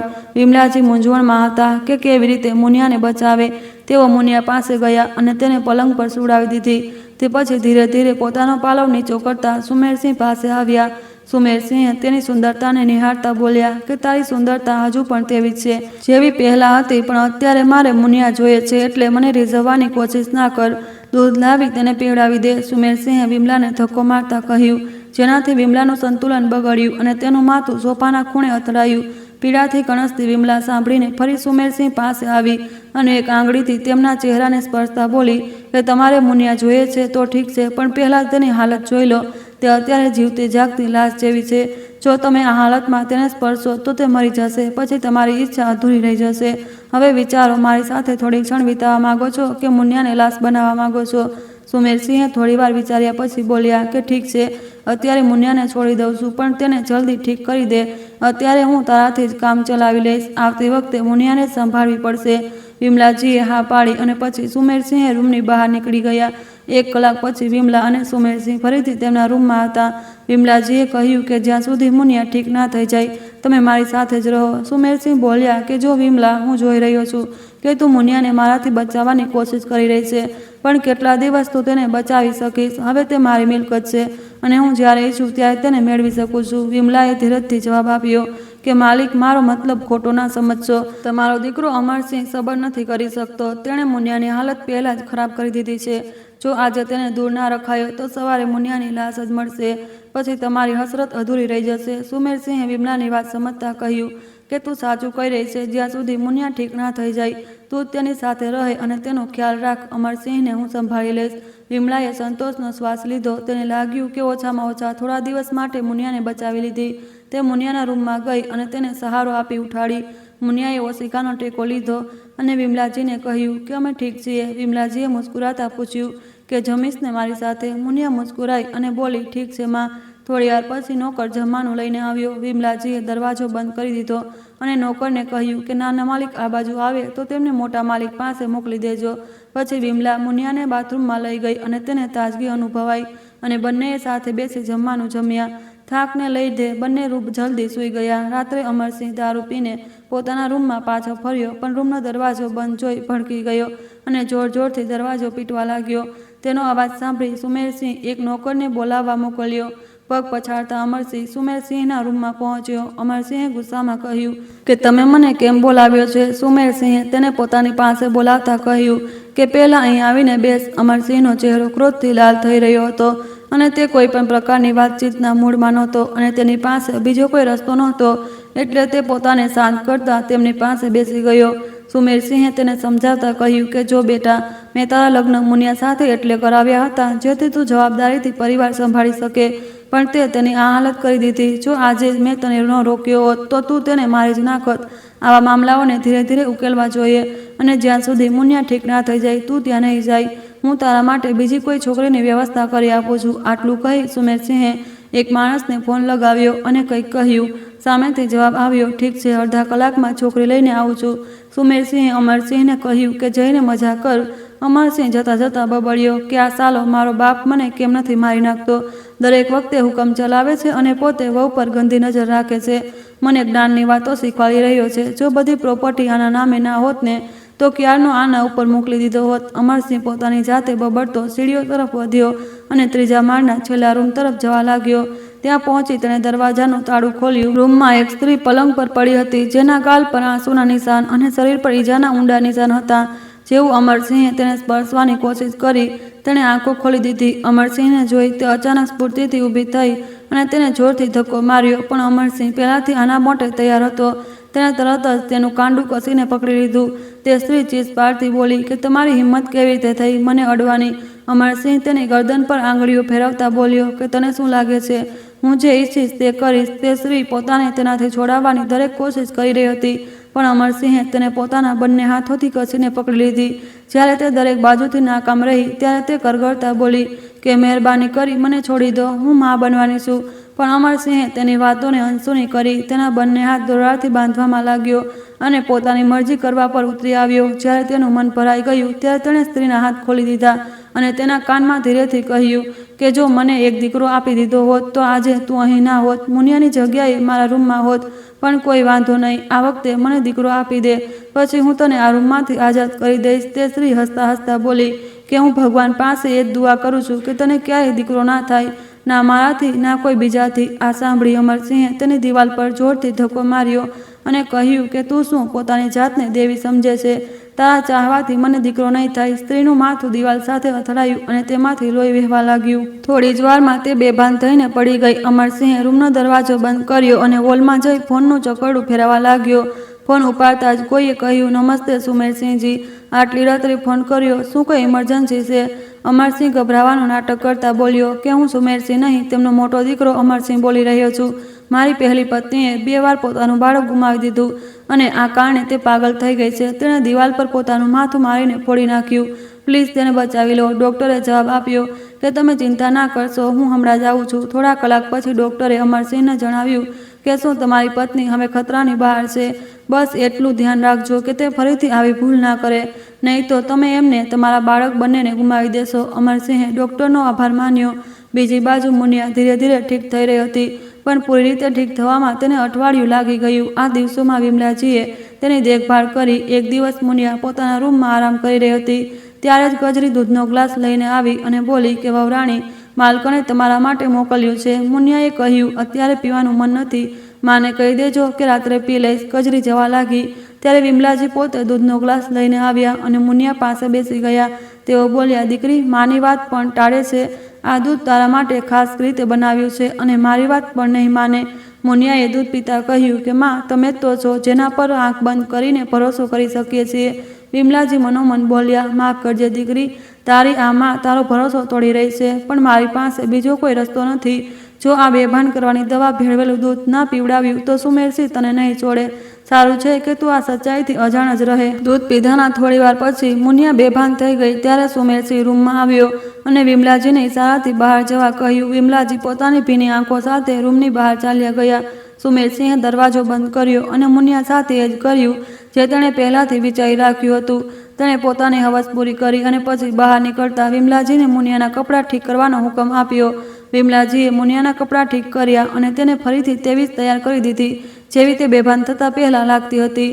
થોડી વાર પછી જ્યારે મુનિયાને હોશ આવ્યો તો તેણે ઉઠવાની કોશિશ કરી, પણ તેનું શરીર સાથ નહોતું આપતું. વિમલાજીએ તેને સહારો આપી બેસાડી. મુનિયા બોલી, માં, કેમ એવું લાગે છે કે આખું શરીર તૂટી રહ્યું છે? દૂધ પીધા પછીથી અમે ઠીક નથી, હવે તો ઊભા પણ નથી થઈ શકતા. વિમલાજી બોલ્યા, દીકરી, તું બહુ મોડે સુધી સૂતી છે એટલે એવું લાગે છે, ધીરે ધીરે બધું ઠીક થઈ જશે. મુનિયા બોલી, માં, આજે તમે અમારી સાથે જ સૂઈ જાઓ. વિમલાજીએ તેના માથા પર હાથ રાખતા કહ્યું, નહીં દીકરી, હવે તારે તારા પતિ સાથે રહેવાનું છે. મુનિયા રડતા રડતા બોલી, માં, અમારે તેમની સાથે નથી રહેવું, તેઓ જાનવર જેવું વર્તન કરે છે. વિમલાજીએ તેને દિલાસો આપતા કહ્યું, દીકરી, હવે એવું દુઃખ નહીં થાય, હું અમર સાથે વાત કરીશ કે તે તારી સાથે સારી રીતે વર્તે. પણ મુનિયા જાણતી હતી કે વિમલાજી ચાહીને પણ કંઈ નહીં કરી શકે, કારણ કે અમરસિંહ હવે તેનો પતિ હતો. વિમલાજી ત્યાંથી ચાલ્યા ગયા પણ પોતાની જાત સાથે નજર મિલાવવાની હિંમત ના કરી શક્યા. તેમણે જ મુનિયાનો વિશ્વાસ તોડ્યો હતો. ઉપરથી તેઓ મુનિયા સાથે જૂઠું બોલી રહ્યા હતા કે તેઓ અમરસિંહને સમજાવશે, જ્યારે તેમને ખુદ પણ ખબર હતી કે આ હવેલીમાં બધા લોકો રાક્ષસ છે. એટલે તેમણે પોતાના દીકરા આદિત્યને અહીંથી દૂર રાખ્યો હતો જેથી તે પણ આ લોકો જેવો ના બની જાય. વિમલાજી પોતાના ભૂતકાળમાં ખોવાઈ ગયા. તેમનો એક નાનકડો પરિવાર હતો. તેઓ, તેમનો ભાઈ દીપુ અને તેમના માતા પિતા. તેમના માતા પિતા એક ફેક્ટરીમાં મજૂરી કરતા હતા જ્યારે વિમલાજી ફક્ત 6 વર્ષના હતા. ફેક્ટરીમાં એક અકસ્માત થયો જેમાં તેમના માતા પિતા અને કેટલાક મજૂરો માર્યા ગયા. વળતર તરીકે તેમને કાકા કાકીને 50,000 રૂપિયા મળ્યા, જેઓ લાલચમાં તેમણે વિમલા અને દીપુને પોતાના ઘરે રાખી લીધા. શરૂઆતમાં બધું ઠીક હતું, પણ ધીરે ધીરે કાકા કાકીનો વ્યવહાર બદલાઈ ગયો. વિમલાજી પોતાના ભાઈને ભણાવવા માટે બીજાના ઘરોમાં કામ કરવા લાગ્યા. ત્યારે જ એક દિવસે સુમેરસિંહના પિતા બલદેવસિંહે તેમને જોઈ લીધા. તેમણે સુમેરસિંહ માટે માંગુ મોકલ્યું અને બદલામાં 50,000 રૂપિયાની લાલચ આપી. વિમલાજીના કાકા કાકીએ પૈસા માટે તેમનો સંબંધ સુમેરસિંહ સાથે નક્કી કરી દીધો. તે સમયે સુમેરસિંહની ઉંમર 32 થી 34 વર્ષ હતી અને વિમલાજી માત્ર 12 વર્ષના હતા. ઉપરથી સુમેરસિંહનો એક 8-10 વર્ષનો દીકરો પણ હતો જેનું નામ અમરસિંહ હતું. જ્યારે વિમલાજી પોતાના સાસરે આવ્યા તો તેમણે પણ એ જ ત્રાસ સહન કર્યો જે આજે મુનિયા સાથે થઈ રહ્યો છે. ધીરે ધીરે હવેલીની અંદર એક બીજી ભયાનક હકીકત સાથે તેમનો સામનો થયો. હવેલીમાં જ્યારે પણ કોઈ મહિલાને દીકરી આવતી હતી તો તે નવજાત બાળકીને બલદેવજી જીવતી જમીનમાં દાટી દેતા હતા. એક તો દીકરી ખોવાનું દુઃખ, ઉપરથી તે મહિલાનો તરત જ બીજો ગર્ભ પણ મળી જતો હતો. આ જ હાલત હતી કે અમરસિંહની માએ 5 દીકરીઓને ગુમાવ્યા પછી જ્યારે અમરસિંહને જન્મ આપ્યો તો તેઓ અત્યંત નબળા હતા અને પીડા સહન ના કરી શકવાના કારણે તેમનું મૃત્યુ થઈ ગયું. આ બધું સાંભળી વિમલાજીમાં ભય પેદા થયો અને તેમને પોતાના બાળકને ખોવાનો ડર રાત દિવસ સતાવતો રહેતો હતો. પણ ભગવાનની કૃપાથી તેમનો દીકરો થયો. હવે તેમને એ ચિંતા સતાવતી હતી કે ક્યાંક તેમનો દીકરો પણ તેમના જેવો ના થઈ જાય, કારણ કે અમરસિંહનો મહિલાઓ પ્રત્યે જે અભિગમ હતો તે તેના પિતાનો હતો. એટલે વિમલાજીએ પોતાના 3 વર્ષના દીકરા આદિત્યને હોસ્ટેલમાં મોકલી દીધો. દિવસમાં સુમેરસિંહ અને રાત્રે અમરસિંહ મુનિયા પર ભૂખ્યા વરુની જેમ તૂટી પડતા હતા. આવી રીતે દિવસો પસાર થઈ રહ્યા હતા. એક દિવસ મુનિયાને દૂધ પીવાનું મન ના થયું એટલે તેણે બારીમાંથી દૂધ બહાર ફેંકી દીધું અને સૂઈ ગઈ. ત્યારે રૂમમાં કોઈના આવવાનો પગરવ સંભળાયો. તેણે ધીરેથી આંખો ખોલી અને જોયું કે સુમેરસિંહ રૂમમાં હાજર છે. સુમેરસિંહે દરવાજો બંધ કરી તેની નજીક આવી તેને સ્પર્શવા લાગ્યો. મુનિયાએ આ સત્ય સહન ના કર્યું અને તેણે વિરોધ કર્યો. સુમેરસિંહે મુનિયાને જોઈ પહેલાં તો ચોંક્યો, પછી બેશરમીથી હસતા હસતા કહ્યું કે ચાલ મુનિયા, તને સચ્ચાઈ તો ખબર પડી જ ગઈ છે. હવે તારી સાથે બેભાન અવસ્થામાં કંઈ નહીં કરવું પડે. વળી તારે હોશમાં રહેવું જ ઠીક રહેશે. મુનિયાએ સુમેરસિંહથી પોતાને છોડાવતા કહ્યું કે તમે આ શું કહી રહ્યા છો? તમને શરમ નથી આવતી? હું તમારી વહુ છું. સુમેરસિંહે જવાબ આપ્યો કે શું તને લાગે છે કે મેં લગ્ન માટે ખર્ચો કર્યો અને તારી માને 2 લાખ રૂપિયા આપ્યા? શું આ ફક્ત મારા દીકરા માટે હતું? નહીં, તને આ ઘરમાં લાવવામાં આવી કારણ કે મારા દિલને તને મેળવવા માટે બહુ તડપ થઈ હતી. સુમેરસિંહે બબડતા કહ્યું કે તારી માને 2 લાખ રૂપિયા આપ્યા એમાં કોઈ મોટી વાત છે? શું તને લાગે છે કે મેં તારી સુંદરતા જોઈ લગ્ન કર્યા? નહીં, અમે જાણી જોઈને ગરીબ પરિવારો સાથે સંબંધ જોડીએ છીએ જેથી તમે લોકો પૈસાની ચકાચોંધમાં ખોવાયેલા રહો અને જો સત્ય પણ સામે આવી જાય તો તમે લોકો શું કરી શકો? અમે પોલીસને પણ ખરીદી રાખી છે. હવે મારો મૂડ ના બગાડ. મુનિયાએ સુમેરસિંહની વાતો સાંભળી વિચાર્યું કે તે આ રાક્ષસોની ઝાડ તોડવામાં અસમર્થ છે. એટલે તેણે પોતાને સુમેરસિંહને હવાલે કરી દીધી. સુમેરસિંહ પોતાની મરજી ચલાવી ત્યાંથી ચાલ્યો ગયો. મુનિયા બેડ પર ઢળી પડી. જે કંઈ પણ તેની સામે આવ્યું તે તેના માટે એક ઊંડા આઘાતથી ઓછું નહોતું. તેને સમજ નહોતું પડતું કે આ લોકો કેવા છે જેમાં ના તો મર્યાદા છે ના ઇન્સાનિયત. પણ પોતાની જાત પર ગુસ્સો કર્યો કે તેણે સુમેરસિંહથી હાર કેમ માની લીધી. પણ તેની પાસે બીજો કોઈ વિકલ્પ પણ નહોતો. તેને વિમલાજી પાસેથી પણ એવી અપેક્ષા નહોતી કે તેઓ તેનો ભરોસો તોડી નાખશે. વિમલાજીએ મુનિયા પાસે જઈ તેના વાળ પસરાવવાનું શરૂ કર્યું. પહેલાં તો મુનિયા ડરી ગઈ, પણ જ્યારે તેણે વિમલાજીને જોયા તો ગુસ્સોમાં પોતાની નજર ફેરવી લીધી. વિમલાજીએ કહ્યું, શું થયું દીકરી? શું મારાથી કોઈ ભૂલ થઈ ગઈ? મુનિયાએ નફરત ભરેલી નજરે વિમલાજીને જોયા અને કહ્યું, તમને સાચે જ નથી ખબર કે સચ્ચાઈ શું છે અને અમે તમારાથી નારાજ કેમ છીએ? વિમલાજીએ જવાબ આપ્યો, દીકરી, જ્યાં સુધી તું નહીં કહે મને કેવી રીતે ખબર પડશે? મુનિયાએ કહ્યું, તમે જ તો અમને બેભાન કરવાનું દૂધ પીવડાવ્યું અને સુમેરસિંહ અમારા શરીરને નોચી નાખ્યું. વિમલાએ ભીની પલકો સાથે કહ્યું, દીકરી, તને બધું ખબર પડી જ ગઈ છે. શું લાગે છે મેં તને બચાવવાની કોશિશ નહીં કરી હોય, પણ હું મજબૂર હતી. આપણી આ જ કિસ્મત છે. આપણે જીવનભર આ ઘરના પુરુષોની કઠપૂતળી બનીને રહીશું અને આવી જ રીતે મરી જઈશું. મુનિયાએ નવાઈ પામીને પૂછ્યું, આનો મતલબ એ છે કે તમારી સાથે પણ આ બધું થયું છે? વિમલાજીએ કહ્યું, હા દીકરી, જેમ તને સુમેરસિંહે પોતાના ફાયદા માટે ખરીદી તેમજ મને સુમેરસિંહના પિતા બલદેવસિંહે ખરીદી હતી. આ ઘરની દરેક મહિલાની આ જ કિસ્મત છે. આપણે ઈચ્છીને પણ કંઈ નથી કરી શકતા. મુનિયાએ પૂછ્યું, આ ક્યાં સુધી આવું ચાલશે? તમે કેમ અત્યાર સુધી ના બદલાયા અને આ બધું આવી રીતે જીવી રહ્યા છો? વિમલાજીએ કહ્યું, જ્યાં સુધી આપણા શ્વાસ આપણો સાથ નહીં છોડે આપણે આ જીવન જીવવું પડશે. મુનિયાએ પોતાને પોતાની કિસ્મતના હવાલે કરી દીધી. મુનિયાએ દ્રઢતાથી કહ્યું કે અમે આ હવેલીના મર્દોને તેમની સજા અપાવીને જ રહીશું. આ અમારું વચન છે. ભલે આમાં અમારો જીવ કેમ ના જતો રહે, બદલો અમે જરૂર લઈશું. વિમલાજીએ તેને શાંત કરતા કહ્યું, દીકરી, 4 સ્ત્રીઓ ભલે શું કરી શકે? છોડ આ બધી વાતો, તું તો ઠીક છે ને? મુનિયાએ થોડું વિચારતા કહ્યું, હવે અમે ઠીક છીએ. પોતાનો ખ્યાલ પોતે જ રાખવો પડશે. આટલું કહી તેણે પોતાને સંવારી અને તૈયાર થઈ ગઈ. વિમલાજી મનોમન વિચારવા લાગ્યા કે ભગવાન જાણે મુનિયાના મનમાં શું ચાલી રહ્યું છે, પણ ભગવાન તેની રક્ષા કરે. બીજા દિવસે સુમેરસિંહના આવતા પહેલા મુનિયા બરાબર સજી ધજીને તૈયાર બેઠી હતી. જ્યારે સુમેરસિંહ તેની પાસે આવ્યો તો મુનિયા તેને વળગીને બોલી કે અમે ક્યારની તમારી રાહ જોતા હતા. સુમેરસિંહ નવાઈ પામી બોલ્યો, આ એક દિવસમાં એવો કેવો બદલાવ? ગઈકાલ સુધી તો તને બહુ તકલીફ હતી અને આજે પોતે જ મને વળગી રહી છે. મુનિયા મુસ્કુરાતા બોલી કે અમે તો વિચારી રહ્યા હતા કે જ્યારે તમે જબરદસ્તી કરવાના જ છો તો કેમ ના અમે ખુશી ખુશી જ કરી લઈએ. સુમેરસિંહે તેની વાતોથી પ્રભાવિત થઈ બોલ્યો, બહુ સમજદારીની વાત કરી છે. ચાલ હવે તું મને ખુશ રાખ. આ પછી મુનિયાએ ધીરે ધીરે સુમેરસિંહને પૂરી રીતે પોતાના વશમાં કરી લીધો. હવે મુનિયા પહેલાં જેવી ના રહી. તેણે ના ફક્ત પોતાનો પહેરવેશ બદલ્યો પણ પોતાની વાતચીતની રીત પણ હવેલીમાં હવે એ થતું જે મુનિયા ઈચ્છતી હતી. વિમલાજી મુનિયાના આ બદલાયેલા વલણથી પરેશાન હતા, પણ મુનિયા હંમેશા વાત ટાળી દેતી હતી. એક દિવસ મુનિયા વિમલાજીની દીકરી સાથે ચેસ રમી રહી હતી, ત્યારે જ તેણે કજરીને એક નોકરાણીને કહેતા સાંભળી કે ત્રીજા માળે જમવાનું પહોંચાડી દે. આ સાંભળતા જ મુનિયા સતર્ક થઈ ગઈ, કારણ કે તેને ખબર હતી કે ત્રીજા માળે કોઈ નથી રહેતું અને ત્યાં જવાની સખત મનાઈ હતી. મુનિયાથી રહેવાયું નહીં અને તેણે વિમલાજીને પૂછ્યું, માજી ત્રીજા માળે કોણ રહે છે? જ્યાં સુધી મને ખબર છે ત્યાંના બધા રૂમ ખાલી છે, પછી ત્યાં જમવાનું કેમ મોકલવામાં આવી રહ્યું છે?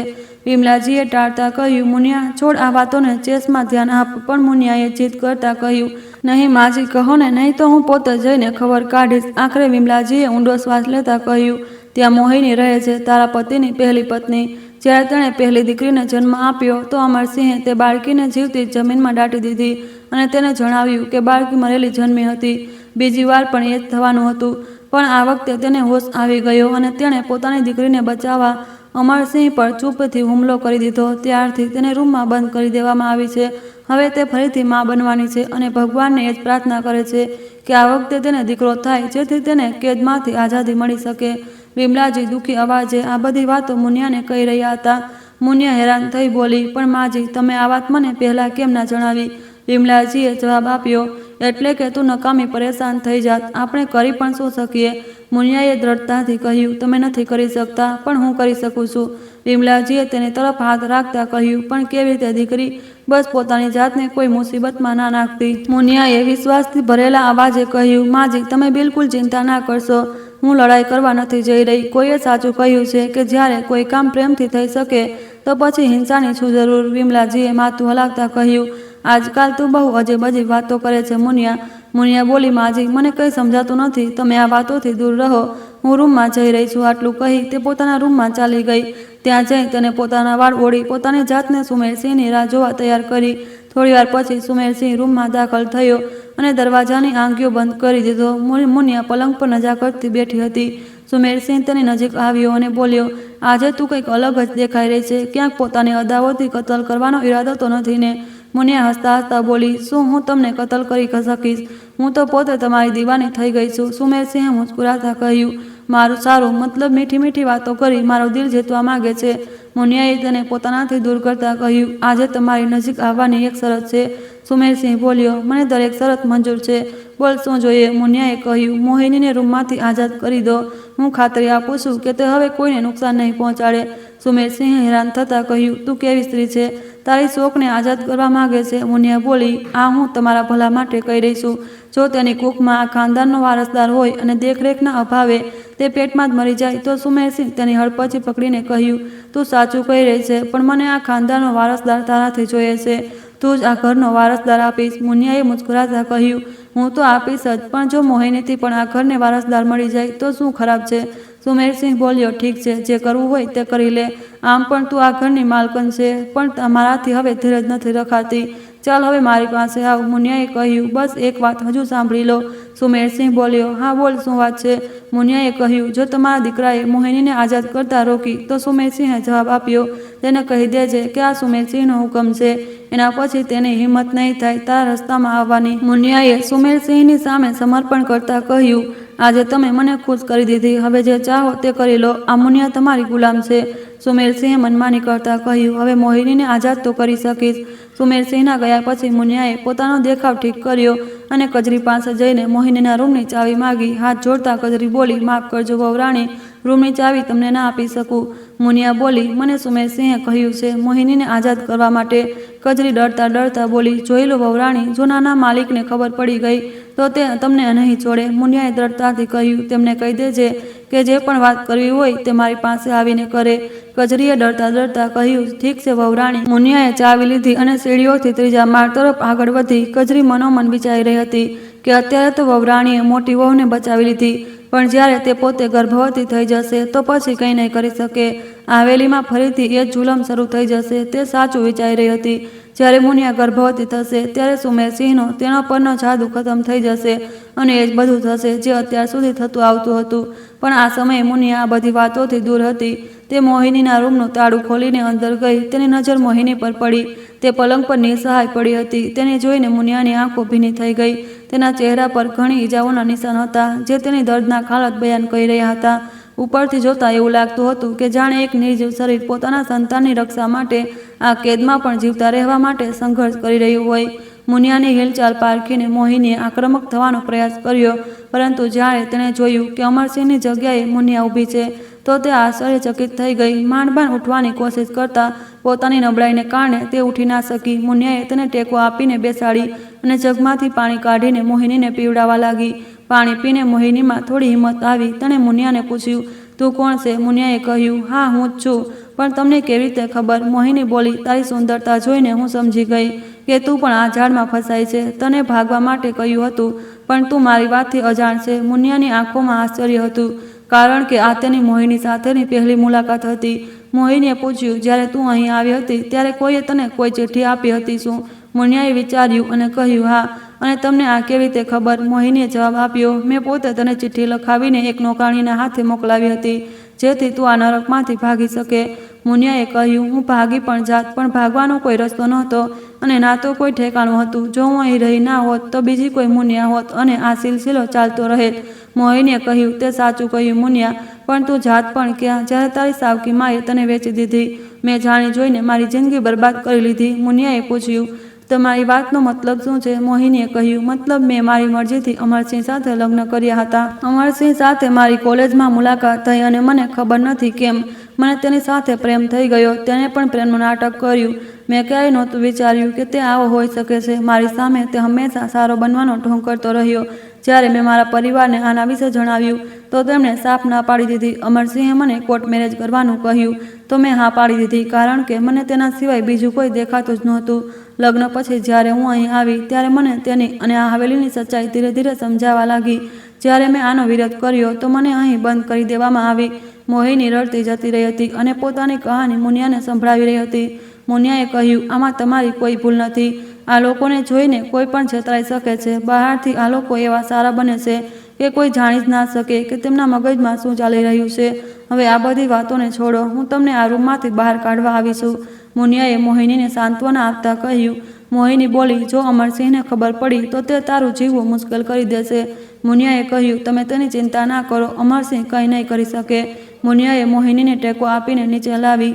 જ્યારે તેઓ નીચે પહોંચ્યા તો વિમલાજીએ મુનિયાનું કપાળ ચૂમ્યું અને કહ્યું, તું સાચે જ બહુ બહાદુર છે મુનિયા. તે તારી સમજદારીથી એ સાબિત કરી દીધું કે એક દિવસ તું જે સ્ત્રીઓની મુક્તિનો રસ્તો બતાવીશ. મુનિયાએ જવાબ આપ્યો, ના માં, હું એકલી કંઈ નથી કરી શકતી. આપણે બધાએ મળીને સુમેરસિંહ અને અમરસિંહની વિરુદ્ધ ઊભા રહેવું પડશે.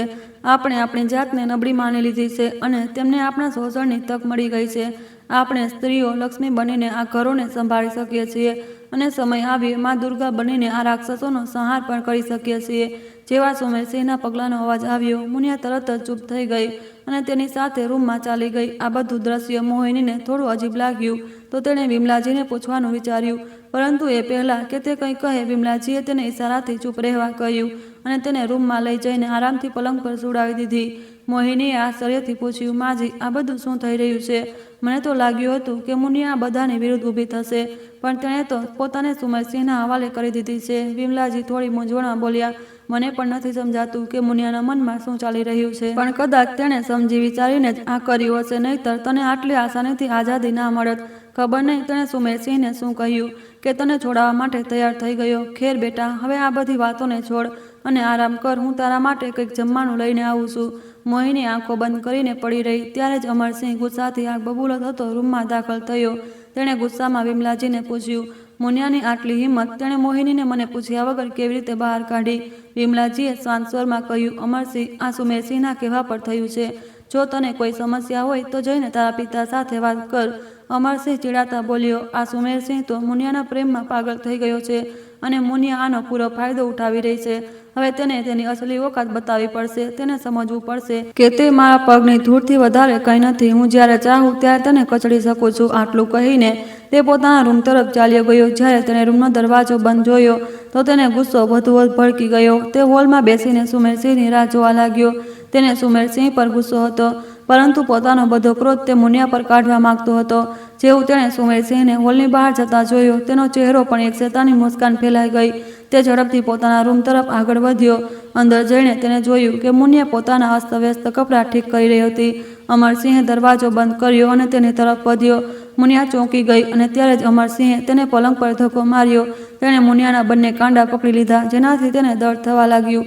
તે ચીસો પાડતા બોલી, મારો હાથ છોડ, અત્યારે મારું આ બધું કરવાનું મન નથી. અમરસિંહે ગુસ્સામાં તેના કાંડાને વધુ જોરથી દબાવ્યા. મુનિયાની ચીસ નીકળી, પણ હસતા હસતા અમરસિંહ બોલ્યો, હવે તો તને સમજાઈ ગયું હશે, તારું અસ્તિત્વ મારા પગની ધૂળથી વધારે કંઈ નથી.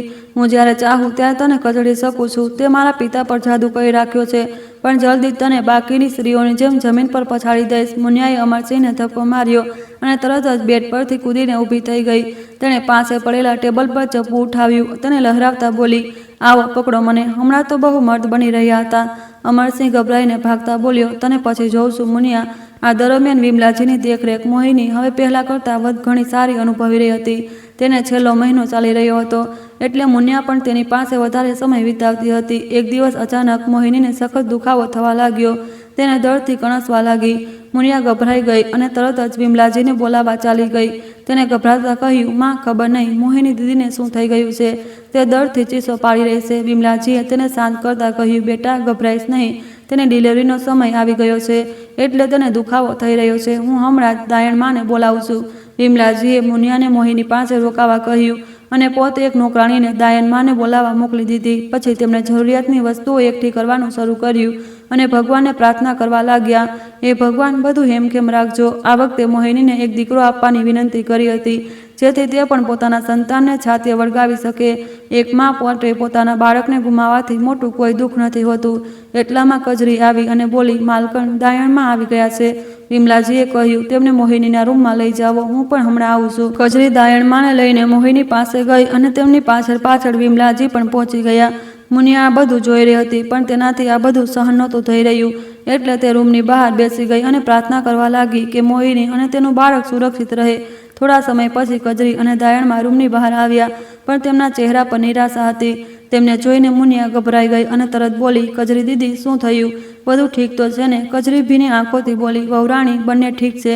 મુનિયાએ ફરી પૂછ્યું, તો પછી તમે લોકો આટલા ઉદાસ કેમ છો? કજરીએ કહ્યું, મોટી વહુરાણીને એક દીકરી થઈ છે. આ સાંભળીને મુનિયા મોહિની પાસે ભાગી અને જોયું કે મોહિની અને વિમલાજી રડી રહ્યા હતા. મુનિયાએ મોહિનીની દીકરીને ખોળામાં ઉઠાવીને તેને વહાલ કરતા કહ્યું, અરે તું તો બહુ પ્યારી છે, બિલકુલ મારા જેવી. મોહિની રડતા રડતા બોલી, મારી દીકરીને બચાવી લે મુનિયા, એના વગર હું મરી જઈશ. મુનિયાએ તેને સાંત્વના આપતા કહ્યું, તું ચિંતા ના કર, જ્યાં સુધી હું છું કંઈ નહીં થાય. જો તેને બચાવવા માટે મારે મારો જીવ પણ આપવો પડે તો હું પાછી પાણી નહીં કરું. અચાનક કોઈના ઝડપથી આવવાનો પગરવ સાંભળીને મોહિની ડરી ગઈ અને પોતાની દીકરીને પાલોમાં છુપાવવા લાગી. મુનિયાએ તરત જ દરવાજો બંધ કરી દીધો. બહારથી અમરસિંહ જોર જોરથી દરવાજા પર લાત મારતા ચિલ્લાયો, મુનિયા, દરવાજો ખોલ, નહીં તો હું તને જાનથી મારી નાખીશ.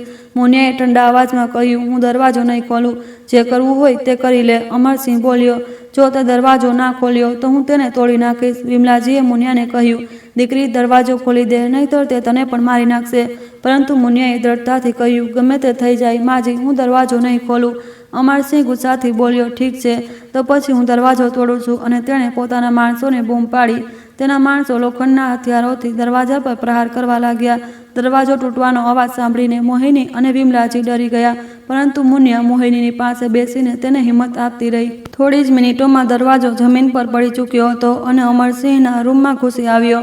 તે મોહિનીના બાળકને છીનવવા માટે આગળ વધ્યો, પરંતુ મુનિયા તેની સામે દિવાલ બનીને ઊભી રહી ગઈ.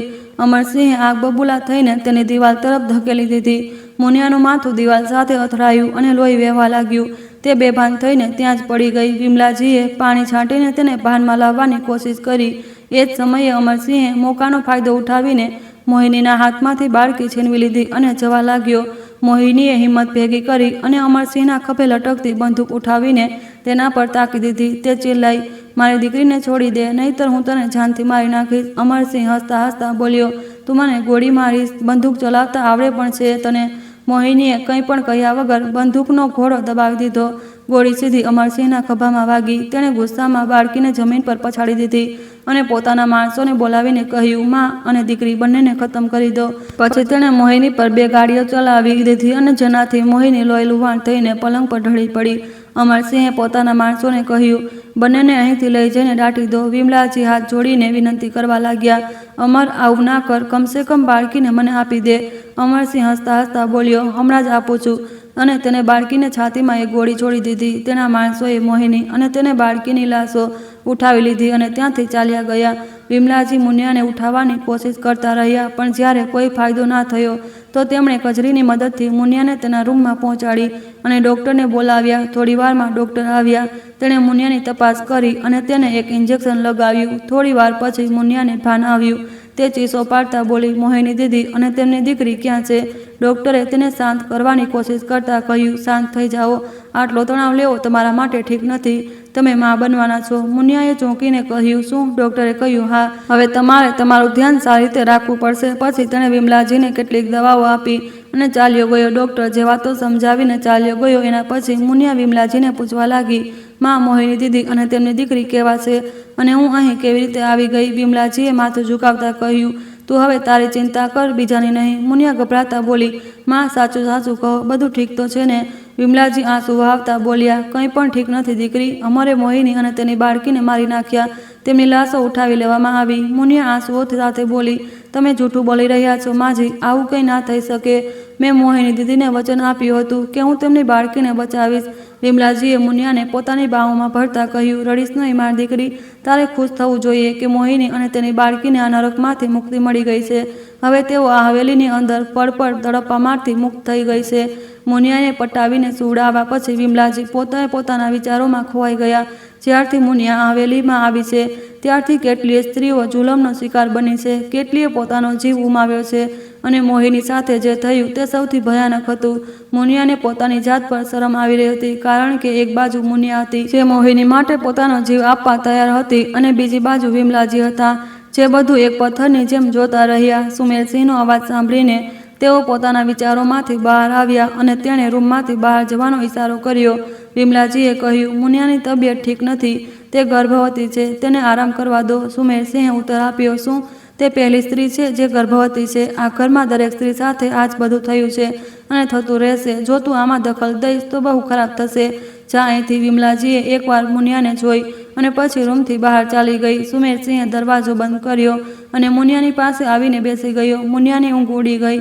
સુમેરસિંહે કહ્યું, તું જાગી ગઈ છે મુનિયા, હવે મને ખુશ કર અને મારી સાથ આપ. મુનિયા ઉઠવાની કોશિશ કરવા લાગી, પણ નબળાઈઓને કારણે તે ઉઠી નહોતી શકતી.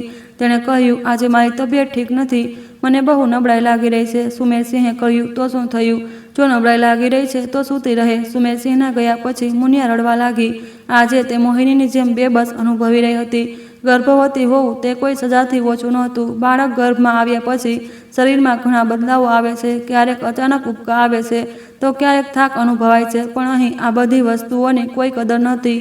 તેમને માત્ર પોતાની ભૂખ સંતોષવી હતી. ગમે તે સંજોગોમાં મુનિયા વિચારી રહી હતી કે ભલે દીકરો હોય કે દીકરી, તેને હારનો સામનો કરવો પડશે.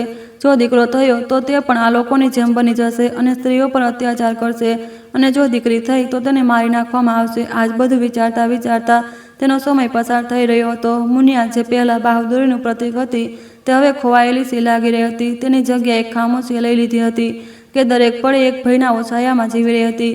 વિમલાજીએ મુનિયા સાથે વાત કરવાની કોશિશ કરી, પણ બધું વ્યર્થ હતું. મુનિયાએ પોતાની ચારે બાજુ એક મજબૂત દિવાલ ઊભી કરી લીધી હતી, જેમાં તે દરેક પળ પોતાના ચિંતાઓમાં ડૂબેલી રહેતી હતી. એક દિવસ મુનિયા પોતાના રૂમમાં ઉદાસીમાં ખોવાયેલી હતી કે કોઈએ દરવાજો ખખડાવ્યો. મુનિયાએ કહ્યું, અંદર આવી જાઓ. તેને લાગ્યું કે કજરી છે, એટલે તેણે દરવાજો ખોલ્યા વગર જ કહી દીધું. અચાનક એક આકૃતિ રૂમમાં દાખલ થઈ અને તેણે મુનિયાના પગ સ્પર્શ્યા. મુનિયાએ હડબડાઈને તેની તરફ જોયું. એક હટ્ટોકટ્ટો નવજુવાન હતો અને એ પહેલાં કે મુનિયા કંઈ પૂછી શકે તે નવજુવાન બોલ્યો, અરે પરેશાન ના થાવ, હું તમારા વિશે બધું જાણું છું. મુનિયા થોડી હેરાન થઈને બોલી, હું તો તને ઓળખતી પણ નથી. નવજુવાને મુસ્કુરાતા કહ્યું, તમે મુનિયા છો સાચું ને? મુનિયાએ હા પાડતા પૂછ્યું, હા, પણ તું કોણ છે? નવજુવાને કહ્યું, હું આદિત્ય છું, તમારો દિયર. હવે ઓળખાણ પડી. મુનિયા એકદમ ચોંકી, તું માજીનો દીકરો છે આદિત્ય? આદિત્યએ હસતા હસતા કહ્યું, હા, બિલકુલ સાચું ઓળખ્યું. માએ તમારા વિશે જેટલું જણાવ્યું છે તે તો ઓછું છે, અને હા, હું કાકા બનવાનો છું. મુનિયા થોડી ઉદાસ થઈને બોલી, હા આદિત્ય. આદિત્યને તેની ઉદાસી ખટકી. તમે ઉદાસ કેમ થઈ ગયા? મેં કંઈ ખોટું કહી દીધું? શું? મુનિયાએ તેની વાતને ટાળતા કહ્યું, ના, હું બસ મારી કિસ્મત પર હસી રહી છું. માં સાચું કહેતી હતી, પણ તારો સ્વભાવ આ હવેલીના મર્દોથી અલગ છે. આદિત્યએ ગંભીર થઈને કહ્યું, પ્રેગ્નન્સીમાં ઉદાસ થવું ઠીક નથી હોતું. આનાથી બાળક સ્વભાવ પર પણ અસર પડી શકે છે. મુનિયા થોડા કડવા અવાજમાં બોલી, તો હવે હું શું કરું? ભગવાને મને એવા રસ્તા પર ઊભી કરી દીધી છે જ્યાં કોઈ રસ્તો દેખાતો જ નથી. તે પોતાના અંદર જ અંદર કસમકસ કરી રહી હતી કે સાચું છે અને શું ખોટું. ત્યારે જ આદિત્યએ કહ્યું, તમે માજી સાથે મુલાકાત કરી? મુનિયાએ માથું હલાવીને કહ્યું, હજુ નહીં. આદિત્યએ કહ્યું, સારું, હું હવે જાઉં છું, તમે આરામ કરો. આટલું કહીને આદિત્ય રૂમમાંથી નીકળી ગયો. તેના ગયા પછી મુનિયા વિચારવા લાગી, માં સાચું કહેતી હતી. આદિત્ય બાકીના મર્દોથી બિલકુલ અલગ છે. માનો ત્યાગ ખરેખર સાચી દિશામાં ગયો. પછી તેની વિચારસરણી વધુ ઊંડી થઈ ગઈ. હું પણ મારા દીકરાને આ ઘરથી દૂર મોકલી દઈશ, પણ જો દીકરી થઈ તો તેને અહીં નહીં રાખું. જો આ લોકોએ મારી દીકરી સાથે કંઈ કર્યું તો હું મારો જીવ આપી દઈશ. પોતાના વિચારોમાં ખોવાયેલી મુનિયા પોતાની જાત સાથે વાતો કરી રહી હતી કે તેના ભવિષ્યમાં શું થશે અને શું નહીં થાય. આ દરમિયાન આદિત્ય વિમલાજીના રૂમમાં પહોંચ્યો અને તેમના પગ સ્પર્શ્યા. વિમલાજી તેને જોઈને ખુશ થવાને બદલે થોડા પરેશાન દેખાયા. તેમણે પોતાના ચહેરા પર મુસ્કાન લાવતા કહ્યું, સદા ખુશ રહે મારા દીકરા, તને મારી પણ ઉંમર લાગી જાય. આદિત્ય બેસતા બોલ્યો, પણ માં, તમારો ચહેરો તો કંઈક બીજું જ કહી રહ્યો છે. તમે મને જોઈને ખુશ નથી લાગી રહ્યા. વિમલાજીએ હસતા હસતા કહ્યું, અરે કેવી વાતો કરી રહ્યો છે. પોતાની માં પોતાના દીકરાને જોઈને ખુશ કેમ નહીં હોય? આદિત્યએ થોડા ગંભીર થઈને કહ્યું, ખબર નહીં, પણ મેં તમારો ચહેરો વાંચ્યો તો લાગ્યું કે તમને મારી અચાનક હાજરીથી કોઈ પરેશાની થઈ રહી છે. વિમલાજીએ તેની વાતને હસીમાં ઉડાવતા કહ્યું, અરે તું તો ચહેરો વાંચવામાં પણ માહિર થઈ ગયો છે. કંઈ નહીં, હું તો તારા આવવાથી બહુ ખુશ છું. આદિત્ય હસતા હસતા બોલ્યો, અરે મને ના ફોસલાવો, હું સાયકોલોજી ભણી રહ્યો છું, આટલું તો સમજી જ દઉં છું.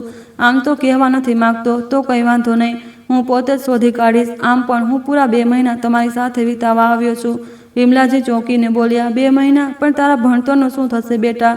આદિત્યએ તેમને આશ્વાસન આપ્યું, માં, મારી રજાઓ છે. મેં વિચાર્યું કે આ વખતે તમારા લોકો સાથે સમય વિતાવું અને હવેલીને પણ સારી રીતે જાણી લઉં. મારા બધા મિત્રો પોતાના પરિવારોની વાતો કરતા રહે છે અને હું માત્ર તમારી યાદોમાં ખોવાયેલો રહું છું. એટલે આ સમયનો ભરપૂર આનંદ ઉઠાવવા આવ્યો છું. અને હા, જોઈશ કે તમે આ હવેલીમાં કેટલા રહસ્યો છુપાવી રાખ્યા છે. વિમલાજી થોડા અસહજ થઈ ગયા. તેઓ વિચારવા લાગ્યા કે જો આદિત્યને હવેલીના કાળા સત્યની ખબર પડી ગઈ તો શું જવાબ આપીશ? તેણે બાળપણથી કેમ શહેરમાં ઉછેર પામ્યો અને કેમ અમે આ જમીનદારોના અત્યાચારોને આટલા વર્ષો સહન કર્યો?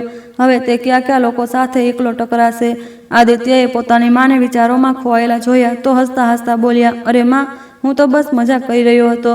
તમે તો સાચે જ ગંભીર થઈ ગયા. શું મને આજે ભૂખ્યો જ રાખવો છે? વિમલાજી મુસ્કુરાતા બોલ્યા, હા બેટા, તને જોઈને હું ખુશીમાં બધું ભૂલી જ ગઈ હતી. હમણાં લાવું છું ખાવાનું, ત્યાં સુધી તું ફ્રેશ થઈ જા. આટલું કહીને તે રસોડા તરફ ચાલી ગઈ. આદિત્ય પોતાના મનમાં વિચારવા લાગ્યો, આ શું મામલો છે? માં મને જોઈને પરેશાન લાગી રહી હતી અને મુનિયા ભાભી પણ થોડી ઉદાસ દેખાઈ રહી હતી. આખરે શું ચાલી રહ્યું છે જે મારાથી છુપાવવામાં આવી રહ્યું છે? તે પોતાની જાત સાથે વાતો કરી રહ્યો હતો કે ત્યારે જ તેના પિતા સુમેરસિંહ રૂમમાં દાખલ થયા. આદિત્ય ઝૂકીને તેમના પગ સ્પર્શવા લાગ્યો, પરંતુ સુમેરસિંહ કડક અવાજમાં બોલ્યા, આ શું કહી રહ્યો છે?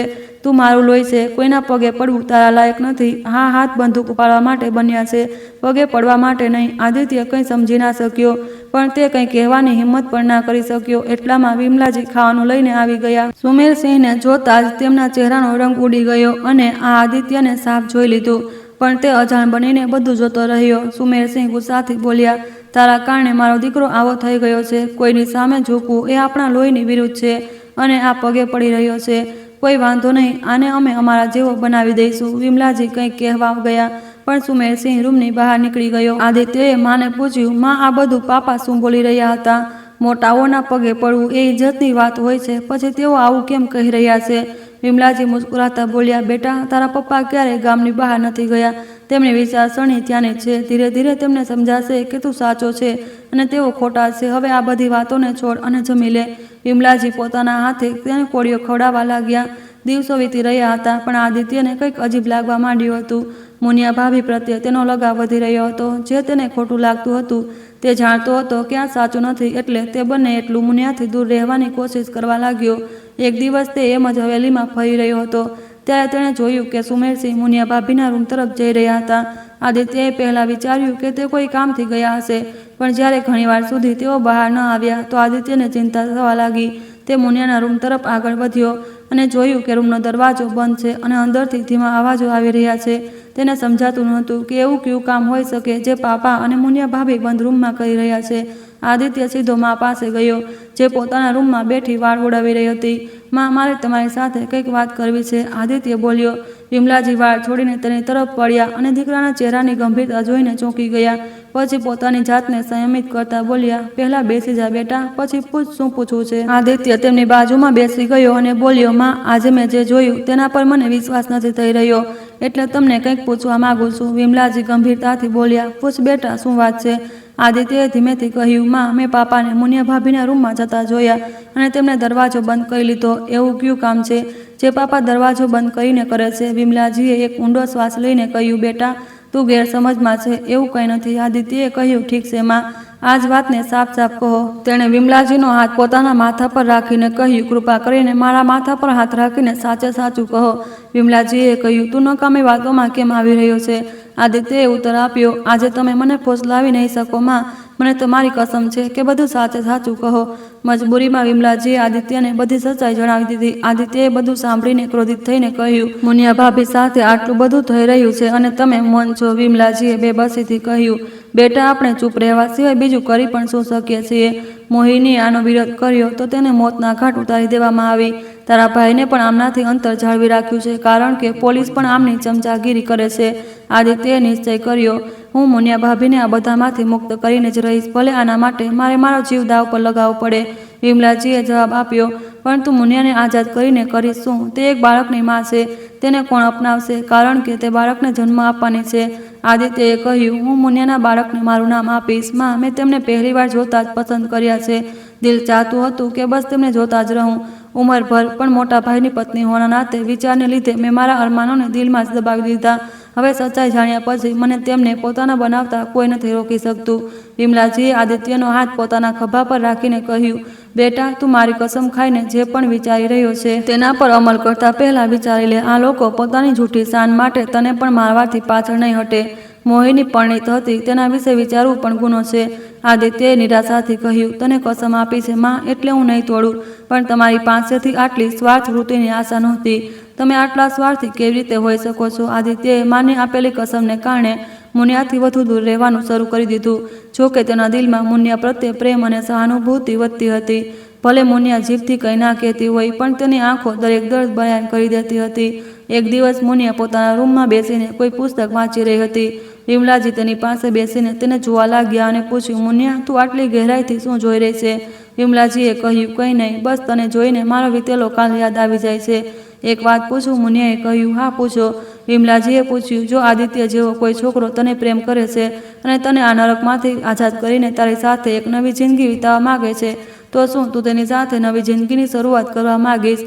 મુનિયાએ જવાબ આપ્યો, પહેલી વાત તો એ છે કે આદિત્ય જેવા વ્યક્તિને એ જાણીને કે મારો પતિ મારી સાથે રોજ બળાત્કાર કરે છે, મને શા માટે અપનાવવા માંગશે? બીજી વાતમાં, હું મારા કારણે કોઈનો જીવ જોખમમાં નથી મૂકી શકતી, પણ તમે આ બધું કેમ પૂછી રહ્યા છો?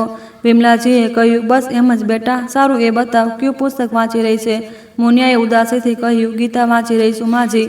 બાબુજીએ આપી હતી. લોકો કહે છે કે ગર્ભાવસ્થામાં જ્યારે આપણે પુસ્તકો વાંચીએ છીએ તો આપણા સંતાન પર પણ તેની અસર થાય છે, પણ મને નથી ખબર ભગવાને મારા બાળકના નસીબમાં શું લખ્યું છે. વિમલાજીએ કહ્યું, આવું કેમ વિચારી રહી છે? જોજે, બધું તારી સાથે સારું થશે. મુનિયાએ ઉત્તર આપ્યો, માજી, તમે પણ મને ખોટો જ દિલાસો આપી રહ્યા છો, જ્યારે તમે પણ સાચું જાણો છો. વિમલાજી પાસે મુનિયાની વાતોનો કોઈ જવાબ નહોતો, કારણ કે તે જાણતા હતા કે મુનિયાની વાતોમાં સચ્ચાઈ હતી. જેમ જેમ ડિલિવરીનો સમય નજીક આવી રહ્યો હતો, મુનિયાની તબિયત વધુ ખરાબ થઈ રહી હતી.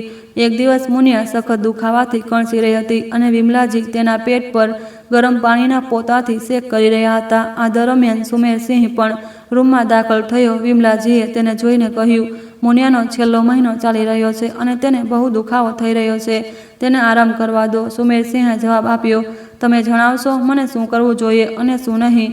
આ પછી તેણે મુનિયાને વિમલાજીથી અલગ કરી દીધી. વિમલાજીએ સુમેરસિંહના પગ પકડીને રડમસ થતાં કહ્યું, મુનિયાને છોડી દો, નહીંતર તે મરી જશે. આના બદલામાં તમે મારી સાથે ચાલો. સુમેરસિંહે વિમલાજીને ધક્કો મારતા કહ્યું, તું મારી પાસે શું અપેક્ષા રાખે છે? મુનિયામાં તે શક્તિ નથી જે તારામાં છે. અહીંથી ચાલી જા. આદિત્ય બહાર ઊભો હતો અને સુમેરસિંહની વાતોથી તેની નસોમાં લોહી ઉકળી રહ્યું હતું, પણ માની કસમથી આગળ તે લાચાર હતો. જ્યારે તેણે પોતાની માને જમીન પર પડેલા જોયા તો તે વધુ સહન ના કરી શક્યો. તે પોતાની મા પાસે આવ્યો અને તેમને ઉઠાવતા બોલ્યો, અરે કેમ રડી રહ્યા છો તમે? આ પહેલી વાર તો નથી થઈ રહ્યું. અહીં કેટલી સ્ત્રીઓ દમ તોડી ચૂકી છે. એક વધુ સ્ત્રીના મોતથી કંઈ બદલાવાનું નથી. વિમલાજીએ કહ્યું, હવે મને મારી નજરોમાં વધુ ના પાડો બેટા. હું મુનિયાને કંઈ નહીં થવા દઉં. સુમેરસિંહે હસતા હસતા કહ્યું, તો તું શું કરી લઈશ? વિમલાજીએ એક શબ્દ કહ્યા વગર ઝડપથી રૂમની બહાર નીકળી ગયા. સુમેરસિંહે આદિત્યની સામે મુનિયા પર હરકત કરવા લાગ્યો. ત્યારે જ આદિત્યએ તેને જોરથી ધક્કો મારીને જમીન પર પછાડી દીધો. સુમેરસિંહે ગુસ્સામાં આદિત્ય પર તરાપ મારી. ત્યારે જ વિમલાજીએ બંદૂક લઈને રૂમમાં પ્રવેશ કર્યો. તેમણે સુમેરસિંહ પર તાકીને ચિલ્લાઈને કહ્યું, બંનેને છોડી દે, નહીંતર હું ગોળી ચલાવી દઈશ. સુમેરસિંહે આદિત્યનું ગળું દબાવતા કહ્યું, તું મને મારીશ, હંમેશા મારા પગમાં પડેલો રહેશે. તારામાં આટલી હિંમત આવી ગઈ કે તે ગોળી ચલાવ. વિમલાજીએ ક્રોધમાં સુમેરસિંહના ખભા પર ગોળી ચલાવી દીધી. ગોળી વાગતા જ સુમેરસિંહની પકડ ઢીલી થઈ ગઈ અને આદિત્યએ પોતાની જાતને આઝાદ કરી લીધી. વિમલાજીએ સુમેરસિંહના કુર્તાના ખિસ્સા તરફ ઇશારો કરતા આદિત્યને કહ્યું, તેમના ખિસ્સામાં કારની ચાવી છે, કાઢ અને મુનિયાને લઈને ભાગી જા. હું આ લોકો સાથે નિપટી લઈશ. આદિત્યએ કહ્યું, માં, હું આ હેવાનો પાસે તમને છોડીને ના જઈ શકું. કાં તો આપણે બધા સાથે જઈશું, કાં અહીં જ રહેશું. વિમલાજીએ કહ્યું, બેટા, મારી કસમ છે, મુનિયાને બચાવી લે. મારી જિંદગીમાં કંઈ નથી બચ્યું, પણ તમારા બંનેની આગળની આખી જિંદગી પડી છે. આદિત્ય બોલ્યો, જો તમે ઈચ્છો તો હું મુનિયાને લઈને આ બધી મુસીબતોથી દૂર જતો રહીશ. ગોળીનો અવાજ સાંભળીને અમરસિંહ અને તેના માણસો ભાગતા આવ્યા. ત્યારે જ વિમલાજી ચીસો પાડતા બોલ્યા, જો સુમેરસિંહને જીવતો જોવા માંગતા હો તો હટી જાઓ રસ્તામાંથી. ડરના માર્યા બધા રસ્તો છોડવા લાગ્યા, પણ આદિત્ય નહીં. તેણે સુમેરસિંહના ખિસ્સામાંથી ચાવી કાઢી અને મુનિયાને ખભા પર ઉઠાવી લીધી.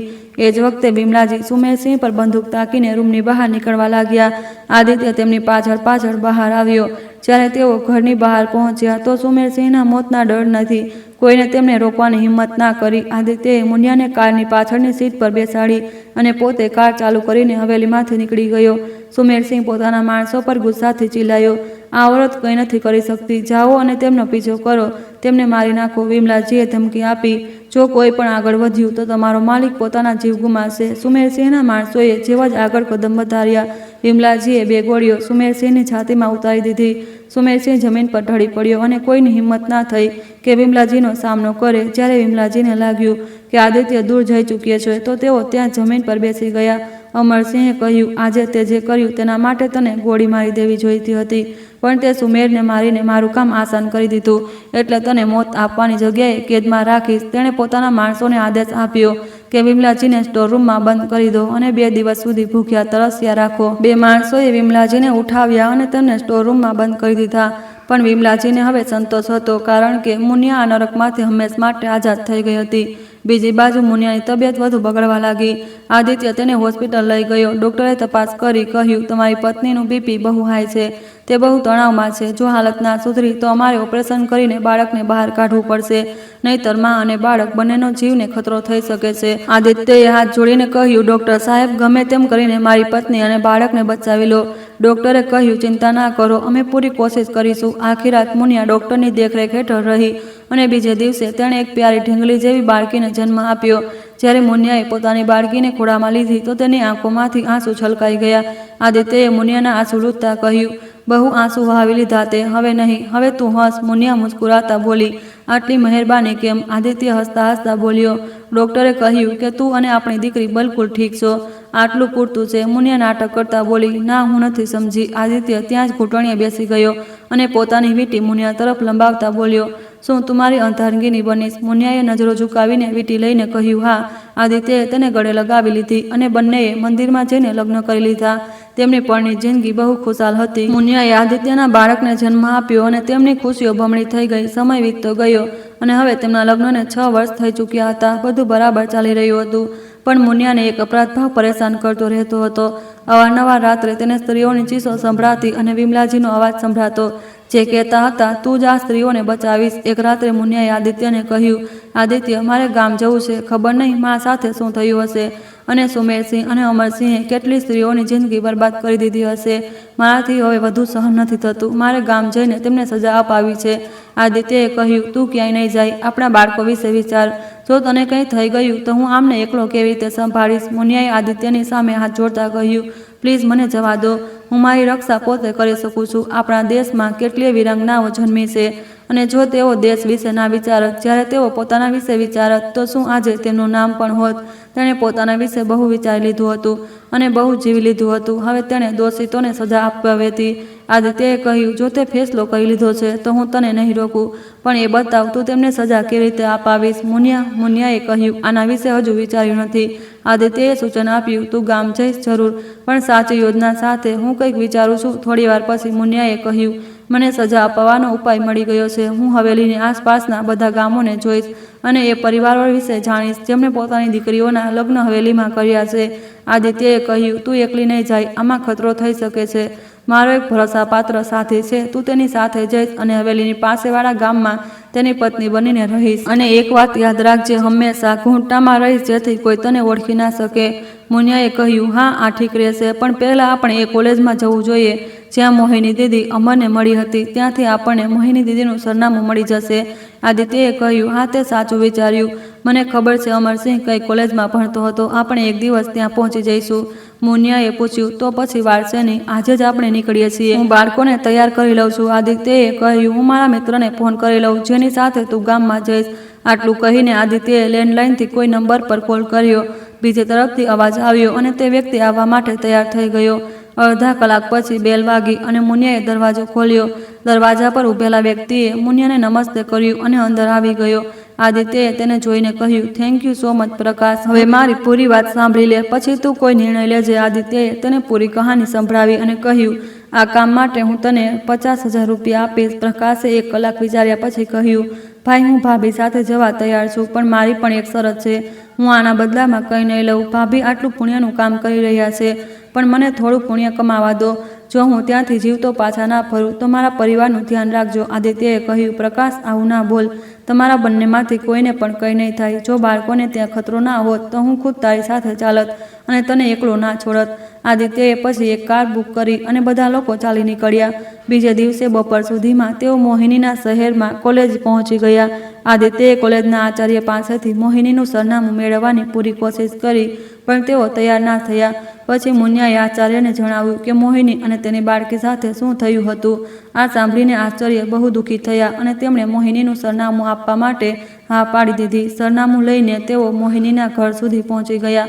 મોહિનીના ઘરની ઘંટડી વગાડી તો એક 45 થી 50 વર્ષની સ્ત્રીએ દરવાજો ખોલ્યો. મુનિયાએ મોહિની વિશે પૂછ્યું તો તે સ્ત્રીએ ગુસ્સામાં દરવાજો બંધ કરી દીધો, પણ મુનિયા હાર માનવાવાળી નહોતી. તેને વારંવાર દરવાજો ખખડાવ્યો. આખરે તે સ્ત્રીએ દરવાજો ખોલીને તેમને અંદર બોલાવી. ત્યારે જ એક આધેડ ઉંમરનો માણસ તેમની પાસે આવ્યો અને બેસી ગયો.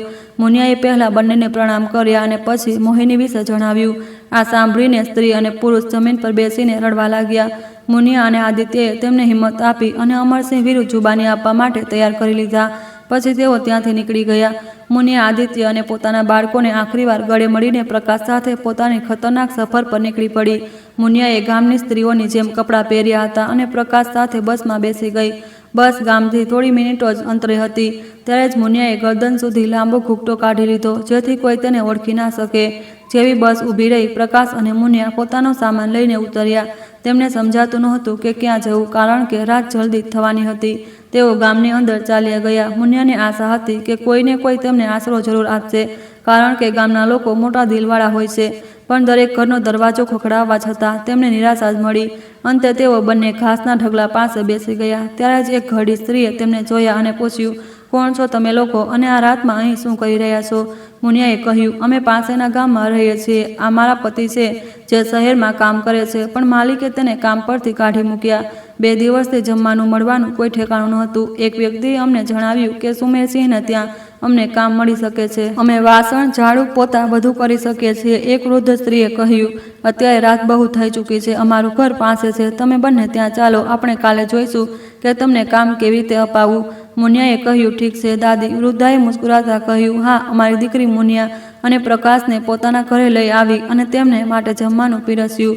તેણે કહ્યું, અમારી પાસે આનાથી વધારે કંઈ બચ્યું નથી, તો તમે ખાઈ લો અને તમારા પતિને પણ ખવડાવી દો. મુનિયાએ પૂછ્યું, પણ તમે પોતે કંઈ ખાધું દાદી? વૃદ્ધાએ ભીની પલકોથી જવાબ આપ્યો, ના દીકરી, અમે સાંજે જમી લીધું છે. મુનિયાએ કહ્યું, તમે એકલા રહો છો? વૃદ્ધાની આંખોમાં આંસુ હતા. તેણે કહ્યું, હા બેટા, પહેલાં એક દીકરો અને એક દીકરી હતા. એક દિવસ અમારા દીકરાએ કહ્યું કે બહેનને સારો રસ્તો મળી ગયો છે, દહેજમાં એક પણ રૂપિયો નહીં આપવો પડે અને બહેન જીવનભર ખાટલા પર જ રહેશે. એ સમયે અમે માની લીધું. લગ્ન પછી અમને ખબર પડી કે અમારો દીકરો પૈસાની લાલચમાં દીકરાના લગ્ન સુમેરસિંહ સાથે કરી રહ્યો હતો. જ્યારે અમને આની ખબર પડી તો અમે તેને બહુ ગાળો આપી, પણ કોઈ ફરક ના પડ્યો. 2 દિવસ પછી તે પૈસા લઈને શહેર ભાગી ગયો. અમે સુમેરસિંહ પાસે ગયા, હાથ જોડ્યા, પણ તેમણે અમારી દીકરીને મળવા ના દીધી. હવે વીતી ગયેલા વાતને 20 વર્ષ થઈ ગયા છે. અમને લાગે છે કે અમારી દીકરી જીવતી નથી, પણ એ સાંભળીને કે સુમેરસિંહ હવે આ દુનિયામાં નથી, અમારા દિલને ટાઢક મળી. મુનિયાએ કહ્યું, તો સુમેરસિંહ ના રહ્યો? વૃદ્ધાએ કહ્યું, હા દીકરી, તમે લોકો જમી લો. મુનિયા અને પ્રકાશે ભોજન કર્યું અને પછી એના વૃદ્ધ સાથે એક રૂમમાં લઈ ગઈ. તેને સૂવા માટે પથારી કરી આપી. રૂમની બહાર નીકળતા જ પ્રકાશે કહ્યું, આ અમરસિંહ અને સુમરસિંહ સાચે જ રાક્ષસ છે. હવે મારે શું કરવું જોઈએ? મુનિયાએ કહ્યું, હવે માત્ર અમરસિંહ બચ્યો છે. સુમેરસિંહ બહુ ચાલાક હતો, પણ અમરસિંહ તેની સામે કંઈ પણ નથી. મને પૂરો વિશ્વાસ છે કે હું મારા મકસદમાં સફળ થઈ જઈશ. આના માટે હું હવેલી જઈને અમરસિંહ વિરુદ્ધ સબૂત એકઠા કરીશ અને આસપાસના ગામોના લોકો પાસેથી પણ. મારે એવા લોકોની ઓળખ જોઈએ જેમણે મજબૂરીમાં પોતાની દીકરીઓને અમરસિંહ સાથે પરણાવી દીધી હતી, જેમની વહુ દીકરીઓની અમરસિંહે ઇજ્જત લૂંટી છે. પછી એ લોકોને અમરસિંહ વિરુદ્ધ જુબાની આપવા માટે તૈયાર કરવા પડશે. આ કામ થોડું કઠિન છે, એટલે તારે સૌથી પહેલાં મારા પાપા સાથે વાત કરવી પડશે. જ્યારે તું તેમને મારા વિશે જણાવીશ તો તેઓ માની જશે. પછી તેમની મદદ બાકીના લોકોને જાગૃત કરવાની કોશિશ કરજે.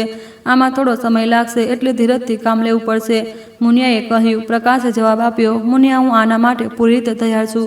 ભાભીજી, હવેલીમાં ખતરો થઈ શકે છે, એટલે તમારે પણ હંમેશા સતર્ક રહેવું પડશે. મુનિયા બોલી, પ્રકાશજી, તમે ચિંતા ના કરો, હું બધું સંભાળી લઈશ. તમે પણ સાવધાન રહેજો, જેથી અમરસિંહ સુધી કોઈ વાત ના પહોંચે. પ્રકાશે કહ્યું, બિલકુલ ભાભીજી, હવે ચાલો સૂઈ જઈએ. પ્રકાશ પલંગ પર સૂઈ ગયો અને મુનિયા ચાદર લઈને જમીન પર સૂઈ ગઈ. બીજે દિવસે સવારે બંને જલ્દી ઉઠીને તૈયાર થઈ ગયા. પ્રકાશ મુનિયાના પિતાને મળવા અને તેમની સાથે વાત કરવા માટે નીકળી પડ્યો. જ્યારે મુનિયા એક ઘરડી સ્ત્રીની મદદથી અમરસિંહની હવેલીમાં નોકરાણી બનીને ઘૂસી ગઈ. હવેલીમાં એક સ્ત્રીએ પૂછ્યું, તારું નામ કજરી છે ને? અને ઘૂમટો આટલો લાંબો કેમ કાઢેલો છે? મુનિયાએ જવાબ આપ્યો, મારું નામ લલિયા છે. ઝાડુ, પોતા, વાસણ, કપડાં બધું કરી લઉં છું. સાંભળ્યું છે કે માલિકની અદાનત ઠીક નથી, એટલે અમે ઘૂમટો કાઢી રાખ્યો છે પેટની આગ બુઝાવવા માટે. તો આખરે અહીં કામ કરવા આવવું જ પડ્યું. કજરીએ કહ્યું, બધાની આજ મજબૂરી છે, કામ સરખી રીતે કરજે, સફાઈથી. પછી કજરીએ એક 15-16 વર્ષની છોકરી તરફ ઇશારો કરતા કહ્યું, જો આ અમારી નાની માલકણ છે, તેના પગે પડીને આશીર્વાદ લે. મુનિયાએ માથું નમાવ્યું અને કહ્યું, માલકણ તો બહુ નાની લાગી રહી છે. કજરી બોલી, તારે એનાથી શું લેવા દેવા? જઈને વાસણ ધોઈ લે. મુનિયા બોલી, ઠીક છે, અને રસોડામાં જઈને વાસણ ધોવા લાગી. ધીરે ધીરે મુનિયાએ નાની માલકણ સાથે વાતો કરવાનું શરૂ કરી દીધું. નાની માલકણનું નામ બિંદિયા હતું અને તેને મુનિયા સાથે વાતો કરવાનું સારું લાગવા માંડ્યું. એક દિવસ મુનિયાએ બિંદિયાને કહ્યું, માલકણ, તમે બહુ કિસ્મતવાળા છો જે તમને આવું ઘરાણું મળ્યું. અમારા ગરીબોની તો જિંદગી કમાવામાં જ વીતી જાય છે, આરામ તો અમારા નસીબમાં ક્યાં છે?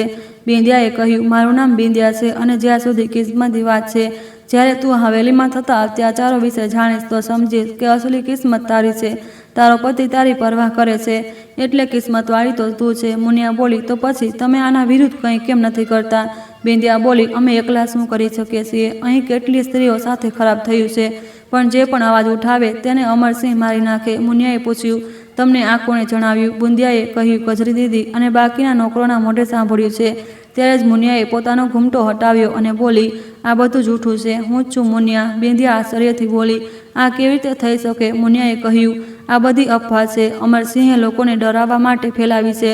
હું અહીં માત્ર તેને સજા અપાવવા આવી છું. શું તમારા સાથ આપીશ? બિંદિયા બોલી, અમે શું કરી શકીએ છીએ? મુનિયાએ સમજાવતા કહ્યું, તું બસ પોલીસની સામે પોતાની કહાની સંભળાવીશ, બાકીનું કામ હું પોતે સંભાળી લઈશ.